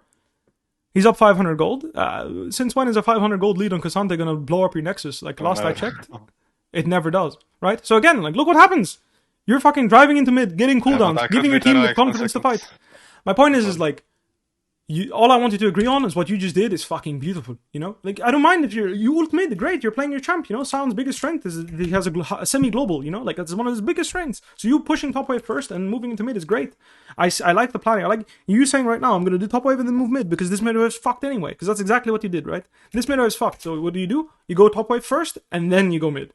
And that's what you do. Enemy team is trying to trade for the Herald. Nah. Not on my watch. You start channeling your ult mid. Look at the confidence your team gets. You literally, from this point onwards, enemy team hears this, they're like, oh, fuck. Why? Oh, 6 yes. Right now, there's a TP on this guy here. We can play the game. They can take the tower and they can actually take this fight. Again, just to show you, what can TP do? I don't know, but it lets your team play the game. It gives opportunities to everyone equally. Because right now, this Leona can turn in this choke point. Everyone is also positioning way more aggressively. If the call is, if Sion ults mid, I'm TPing mid. And if again, I'm hoping ERL players are smart enough to know that if you guys start fighting in this spot, Sion cannot ult and turn into all of them. Unless you do this ult and you're an absolute machine. Like, you walk into try and you do this ult, sure. But like, okay. Like, that is, even then, I don't think you can curve it like this. Like, can you? I don't know. If it's not mountain, can you ult from here and curve like fucking wee and like fucking fight here? I don't think so either. My point is like, this is just champion knowledge, but if there's a TP here on Cassante and they burst down this turret, they commit to it, right? Because they leave early, right? Because they hear your ult, like right now, they hear your ult, right? So they leave now. But if Sion ult doesn't teleport Sion somewhere. It starts running somewhere. There's a big difference. You're not Twisted Fate, you are Sion. You are walking there. So then, they will finish this tower, the TP comes down, there is a chance for a fight. This is an equal numbered fight that they should be happy to take because they have a gold lead. Yeah. And that is what TP can do. Will it do this every game? No, it will always be something different. But I hope we both agree. This guy TPing for 6 CS and you TPing for 6 CS makes no fucking sense when you're in a tank versus tank matchup where this is how much impact TP can have for the rest of your team. Yeah. This is the difference between literally game-winning play or game-losing. Like, this is setting yourselves up to win the game. Are you going to win the game off these 2 kills? No, but you've clawed back the gold lead and now the game is in your hands. Yeah, 2 kills are probably better. You also have the momentum, like everything, you know? Fuck the 6 CS, man. Like, who cares if this is as 161 right now? Who gives a shit, man? You're looking at the VODs, you're going through VODs and you're looking at 369 CS and you're like, oh, he's 161 right now at 1710. Cobble tried to have 167, like, he's better at the game. Like, no one gives a shit. You're playing tanks, man. Go fucking commit to being 7 CS per minute dogs. Like, that's exactly what you should be. You're a tank. Like, not, like, ideally, if you're 9 and 10 CS per minute, great. But my point is, like, don't use TP to get 6 CS in 1 minute. Like, it's not worth it. Your TP is so valuable to create opportunities for everyone else. And that's what the game is about, you know? Like, your Leona has wanted to... Like, this Leona has wanted to fight the entire game. And if Cassante was saying, I have TP, pick a fight whenever the fuck you want, she's unleashed. People wonder why me and Hilly worked well together. It's because I always considered how strong my support was compared to their support, and I would come to him. Because Hilly was really good at communicating this. I will be very clear, you know? He was really good at communicating this to me and making really clear, like, I really want to fight. This guy has no flash, right? So, for example, this Annie right now... If Hylissang is in the game, he will constantly remind people, this guy has no flash, I want to kill him. This guy has no flash, I want to kill him. This guy has no flash, I want to kill him. And then he can chime in. You know, we have a flash timer. Oh, I have TP in this, we can kill him then. Boom, plan is made. Simple as that. Someone has no flash, man, simplify the game. Make it about killing that motherfucker. This guy has no cleanse right now. What is Hylissang calling? I want to look for an arrow. I want to look for this. I want to look for that. He'll drag people to him. Like, can you look on this guy? He has no cleanse. If he can't do it himself, he will drag people to him. And he will ask people, come kill him for me. Like, I'm gonna help you kill him. Please. Get your gold, get your XP, get your advantage. I'm going to give it to you for free. This is one of his biggest strengths, right? And I really committed to that idea as a player. And this is one of the reasons why we were really, really, really, really good together. Because I think his idea was very simple, but very good. Killing champions at the end of the day is what gives you advantages, right? Like, every time a big objective happens on the map, what is happening? Someone's dead. That's why killing champions is really big. That's all. Yeah. Again. What? That's kind of greedy. No, I love what you do. Hey, if you know this guy has no TP, what you're doing is the biggest fuck you for that 6 CS I've ever seen. And that's beautiful, you know? This guy has 2 fights, his team can't do shit. 2 fights in a row, his team cannot do shit because 6 CS. Well, great. I'm happy for you. Again, look what is happening. Again, if there's a TP here... Yeah, right now... Play, maybe. Like, right now, you saw an ult and then there's a TP. Oh. Right now, you saw an ult. Are there a TP here or a TP here? I mean, I think he should TP here. Maybe TP behind and try. I mean, my point is, like, there's gameplay, you know? Like, they can... I mean, probably not, because this guy got fucked somehow. I don't know. Let me go back. Why did he get fucked? And he just came out of the bush and unleashed. Okay, I mean, to be fair, just good play. No cleanse. See? Can't play the game. Nice. You get the idea, right? It's like... Yeah. If this is a double TP, I mean, it's still not a great play, but if this is a double TP and, like, we play a little bit better with Lee Sin and Leona, maybe the Sani is dead before Sivir gets here, you know? And then there's a fight, but it's a 1 TP. Nothing happens, right? Yeah. Anyway, I'm just getting at the potential of what TP does, and the way you use TP here is beautiful, you know? Like, you punish them, I mean, again, I'm assuming you're calling he has no TP, or you're saying even if he has TP, let's fist him because Zaya's low HP. Great call, you know? Love it. And let's look at this, right? So you just TP top and killed someone, took some summoner spells, and he just cracked your bot lane turret. Is this guy gonna 1v9 now? Is K'Sante gonna kill our whole team by himself? Let's see, you know? Like, I know the answer, but it doesn't hurt, you know? He has Jack Show, you don't. Do you think it matters? It doesn't fucking matter. Like, sure, if this guy is playing like a fucking beast of a champion, you know, like so some champions can take over the game, right? Like Jace, Gangplank, maybe Fiora. Like, there are some specific top laners like Camille. Like, they can take over the game if you keep giving them waves and resources and gold. But champs like K'Sante, who gives a shit, man? Like, bro, if you're 180 CS right now or 209, who cares? If you have Jack Show or full components, who cares? You do the same job anyway. This is your spike. You think Xayah hitting you right now, if you have Jack Show finished or not Jack Show finished, you want to do the math on how much difference it makes in effective health? Not too much, I think. Yeah. I think it's fine, you know? 2 hits more from Xayah or 2 hits less, like, who gives a shit? If you're going to calculate hits from Xayah as a way to measure how much pressure you have on the map, I don't know what you're doing. You know, like, I don't know what to tell you. It's all about the gold in these guys' pockets. This is what it's about, right? And giving these guys opportunities to fight, you know? Like, these 3 matter when you tank versus tank. This is what's going to determine fights. Now, obviously, if you're full item down, you can't play. Remember when 369 was fed as fuck and he was ulting into my whole team and couldn't die? Then it matters. But my point is you're within reason equal to the guy. Like, 500 gold difference doesn't matter. This guy was up like 2k gold on me. Of course it's a massive difference. Like, being up 2k gold is different, or one, like, I would say, like, I'm not going to put a number on it, but you know what the large difference is and a reasonable difference. My point is, if you're in this fight without Jack Show or with Jack Show, I don't think it's going to influence the outcome of the fight 99 out of 100 games. Okay? That's my point, and you should make decisions not to farm every single creep, but to be together. Again, another TP, once again used for farm. We're TPing on bot wave right now to defend the tower in 6 CS. ¿Por qué? What does this do? Are you getting that 300 gold? Who gives a fuck? It didn't do anything. He didn't even get the bot wave. He just caught the wave and defended the tower. Who cares about this tower? What is Sion gonna do? Go push into a tier 2 and flank us? Oh, great. Sion's flanking us, guys. Like, who gives a fuck? What are you gonna do? Like, you're gonna group with your team and fight front to back. That's, of course, what you're gonna do. Whether that tier 1 dies or not. Again, if you're playing against maybe Camille, maybe Gangplank, maybe some flanking champion that's a real threat if they push this tower all the way to tier 2, maybe TPing and defending is good. Right? But then I will beg to argue, why doesn't Ryze do it? Yeah, I should do it. If they want exactly. I mean, he doesn't have TP right now, but my point is like, you can also just like send Ryze bot lane. Like, let's put it this way: you take this tower and you take the next wave. Ryze goes bot. What's the difference for the map? Nothing. Nothing changed. You got 300 gold. Great. Sion has 300 gold in his pocket. My game is over. Joke. Like, that is what I kind of want to get the perspective of, because it's just again, like, I'm not saying his TP is worth more than 6 CS every game, but on average it will be. That's all. Yeah. And I think you agree with me. And I think for most carry champs it's actually the same, by the way. Like, most. Okay? Some champs that are just ass at forcing fights, I think you can be like nitpicky. Like, for example, GP, I think his TP is kind of ass. I'm not gonna lie. Let's actually watch this fight. His TP is kind of ass, but like, Camille's TP is insane, bro. Kennen TP is insane. These are game-winning tools. Yeah, like tank champions, yeah. Tank champ TPs are insane. Like, champs that can follow up from, like, or flank really good are insane value TP users. So just think about it. Think about when you use your TP and whether or what you got out of it, if it's worth it for the map, you know? And I'm not saying this TP is always bad. Sometimes TPing there is good. Like I said, you're playing Renekton and you need to push out the Camille, TP on that tower and stop her. Makes sense. Or you're playing Sion and you have to TP there to stop her from taking the tower so she can't flank you. Also good. But, you know, Sion flanking, I think I'm okay with that. Alright, I think the way you took space here was really good. I liked the fact that you held your ground in the bush. You CC'd the K'Sante, very good. You ulti the clump when your teammates can hit, very good.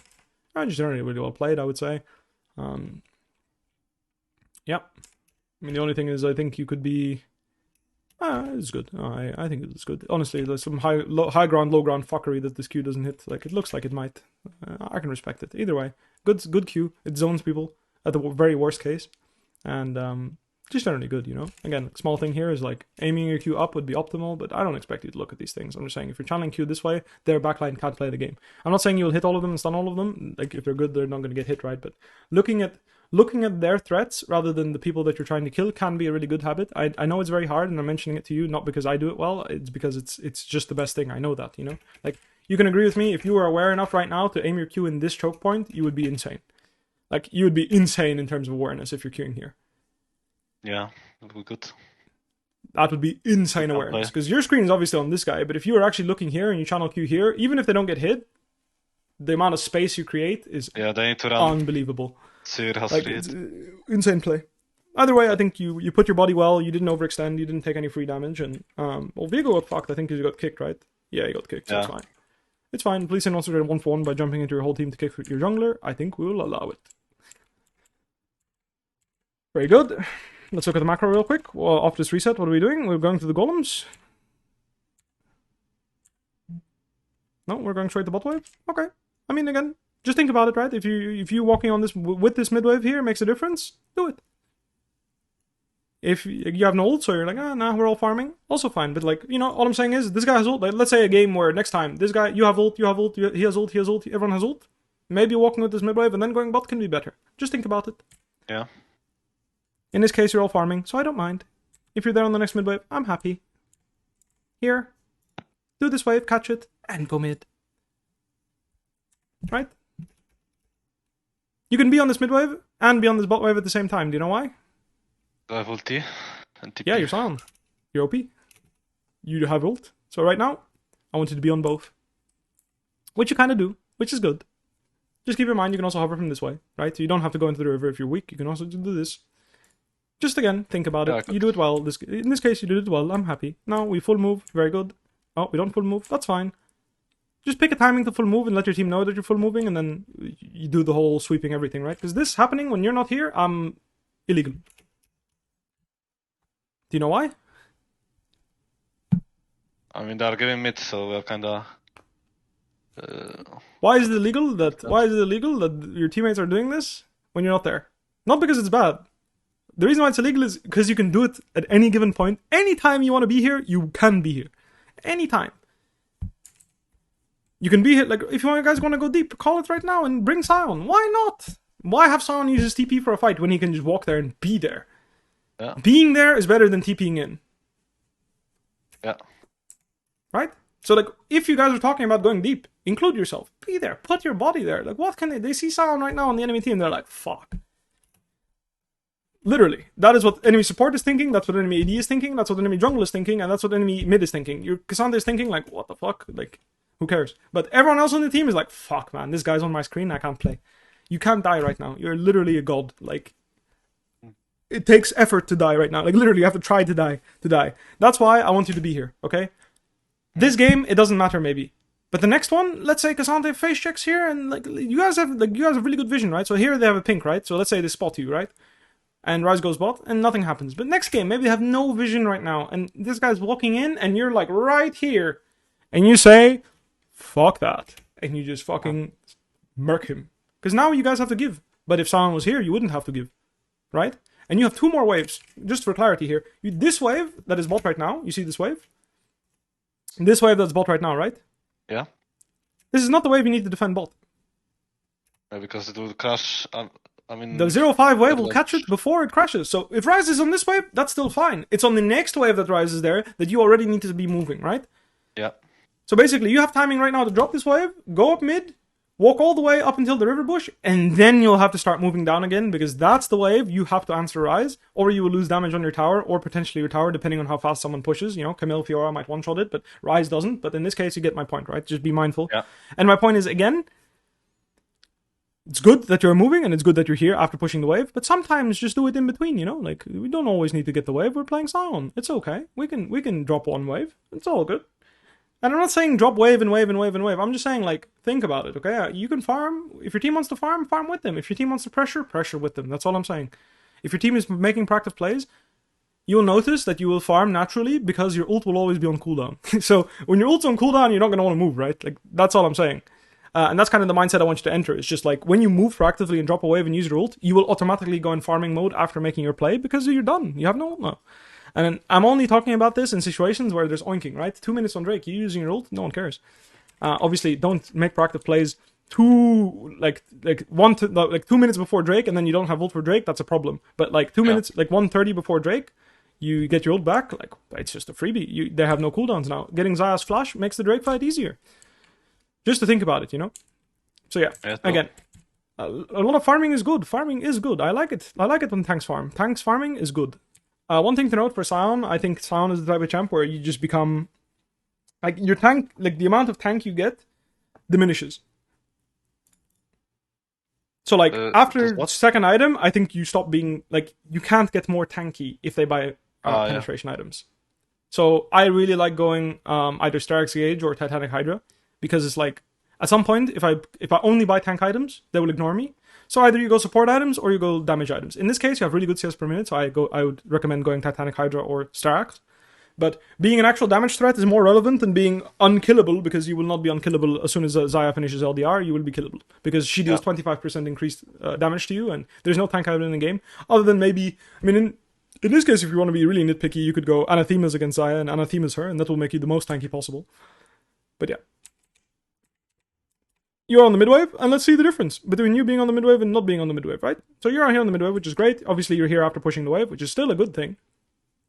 But the point is, same with Cassandra, you're both on the midwave, which means there is gameplay to be had if you want to have gameplay, because you're equal numbers, right? In this case, we're all oinking, but it's still not bad, because Cassandra can take space that other champions on her team can. Like, other champs on K-Corp can't take as much space as Cassandra can. Agreed? Yeah. Like, who can walk in the same place as Cassandra can walk? Let's ask this question. Probably Leona. What do you think? I think no. Leona will just die, bro. Arrow in the face, she's dead. One shot. Arrow in the face, Tibbers, like, not even Tibbers. Any Q, she's dead. In other words, he's the only guy that can take as much, like, he's the number one space taker, you know? He's the guy that can take the most space on his team. Same with you. You are the guy that can take the most space. Can Viego walk in the same places as you? No. Obviously, the range champions can't either. So, you being somewhere means you can take more space than someone else. And then it's not always going to matter, but it might. Think about that, you know? Being there and taking more space may not only allow for the enemy team to make a mistake, but it might also open an opportunity for yourself. So, look at this, right? Leona and Cassandra should be swapped. Why? Because Leona is going to have to give this position immediately.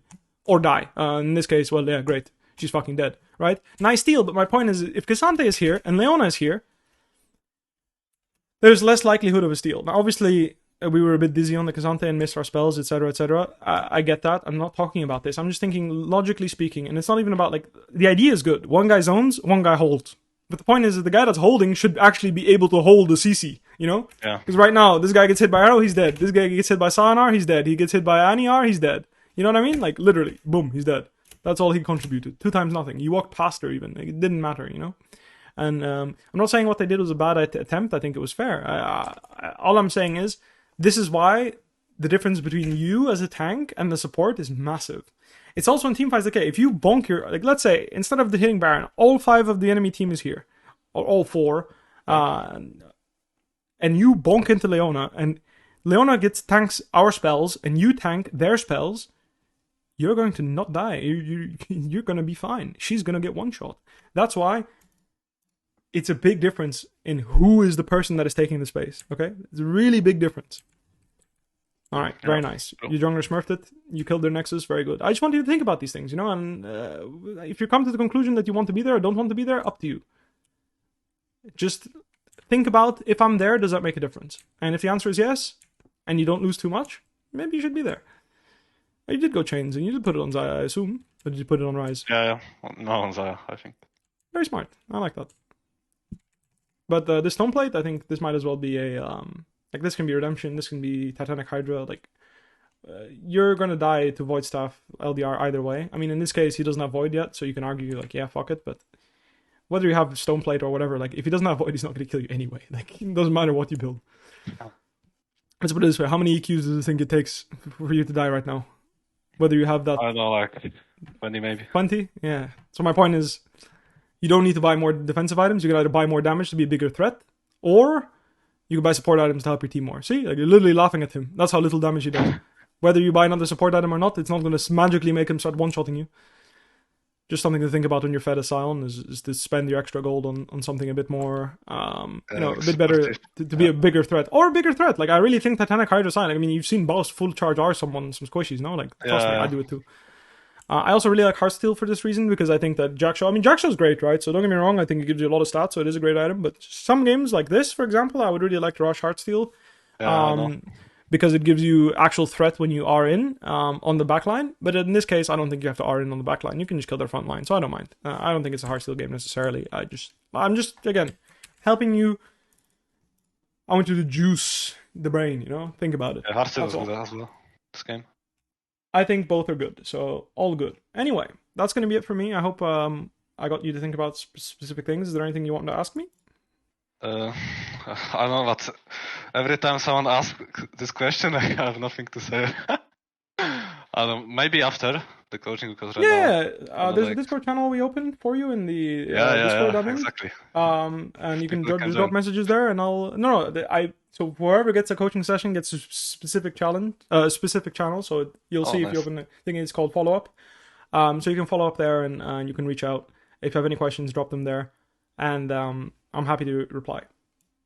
Yeah, but for now I don't have anything, I think. One thing to note, like I mentioned this, I'll mention this to every single person I'm going to do work with, because it just helps. Just as a reminder, I think this is the most important thing I can give away to anyone playing the game. Yeah. If there's a wave here, think about what you're going to do on this wave. Okay. Look at your Nexus and think about what you're going to do on this wave. Always. 0-5 and 35. Especially when you're playing a tank. You are, you can do whatever you want. You're a tank. You're OP. Early game, mid game. You're OP. You don't die. People can't really gank you. If you're good in the game, at least. You will have all the time in the world to think about what to do in this wave, and you can ask your teammates, do you want to contest this mid wave? Do you want to contest the next one? These are the questions you want to be asking, right? Which mid wave do we contest? And then your teammates will tell you, I'm waiting for X item. So then you don't ask the question until he has the item, and then once he has the item, you're like, okay, which mid wave do we contest? And you ask it again. And then you, after asking and knowing which mid wave, so let's say the mid wave at 1335 is the mid wave we contest, and it is 13, it's 1300, then you will know what to do with this wave and what to do with the next wave, right? Because the next wave is 05, right? So the next wave that spawns is 1305, right? Oh, sorry, 05. 05, yeah. Yeah, this is the wave that spawns. So what do you need to do? You need to either slow push this wave that's here into the next wave that's coming, and then push both so that you can be here on this wave. Or you are strong enough to fast push and then catch it deep, right? Yeah. And that is how you are here on this wave. These are the solutions. How you find your solution, I don't mind. But talking about in your team which mid-wave you want to connect on allows you to decide what to do. If they say, I want to go mid on this 1305 mid-wave, then what do? Blow up this wave and move. Yeah. Either way, might not be the optimal strategy, but this is what competitive play is all about as a top laner. It's all about you being here and catching. Another example, because this is, I realize I only give the example when you're ahead, but when you're behind and your team says 1335, right? And you are at 13 minutes, and there is a bot wave right now, and the tier 1s are dead, because this is relevant when the tier 1s are dead. If the tier 1s are up, you can also give up your tier 1. But the strategy here is you take this wave and you drop the 1305 wave. Yeah. You let this wave go neutral. 1305 waves goes neutral. And then you catch it here. Yeah. And the game becomes really hard and suffering to play when the enemy team is strong enough to contest you when you're mid here on this wave, 1335, the wave that you dropped basically at 1305 to be mid at 1335. If your enemy top laner can catch this 1335 wave here, meanwhile you are mid, and they don't have to give mid prio, the game becomes really hard to play for that reason. But usually what will happen is, if you at 13 take whatever's here and drop the 1305 wave, you drop that wave, right? So you drop the first wave that comes here. This is the wave that's coming, right? I'm going to draw it out for you. You drop this wave, and enemy top laner is here, and he pushes it out. And now the wave's going to crash here again.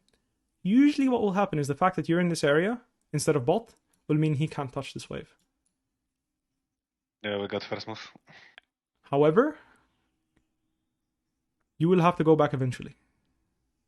Otherwise, you will be bleeding out farm. So the point is what you do is, in this downtime is when you look to get control here. I mean, okay, the control here is more relevant at like 23, but you get the point, right? Yeah. Think about that, okay? When your tier 1 is gone, either you can, like, if your tier 1 is up, you can give it so that you can be here on this wave. Or, if it's down already, you catch the wave here. Or you check this wave, and you keep your eye on it, because you tell your team, like, this is the wave. If this guy shows on this wave, I have to immediately start running bot, because I need to catch whatever. I need to catch this wave and the next. And then, alternatively, what's going to happen a lot is they're not going to push this wave. And then what you want to do is, and this is why the planning will be important. Let's say this wave crashes here, and you're mid, and you start walking bot. What you can do is you can not blow up this wave, the next one, right? So this will be the wave after that. You don't blow up this wave, but you slow push it. And then the next wave is the one you fast push, so that you have a full timer into mid for real. What I'm trying to say is, if you can think 2 waves in advance, great. If you can think 3 waves in advance, even better. If you can think 4 waves in advance, even better. Worlds. Yeah. 4, I don't know how many you need to think in advance to win worlds. But the point is, that's just some of the sequences. And I know I can't like show you like all that well. I hope that me drawing on a minimap and talking about it helps you visualize it. But that's what you want to be doing.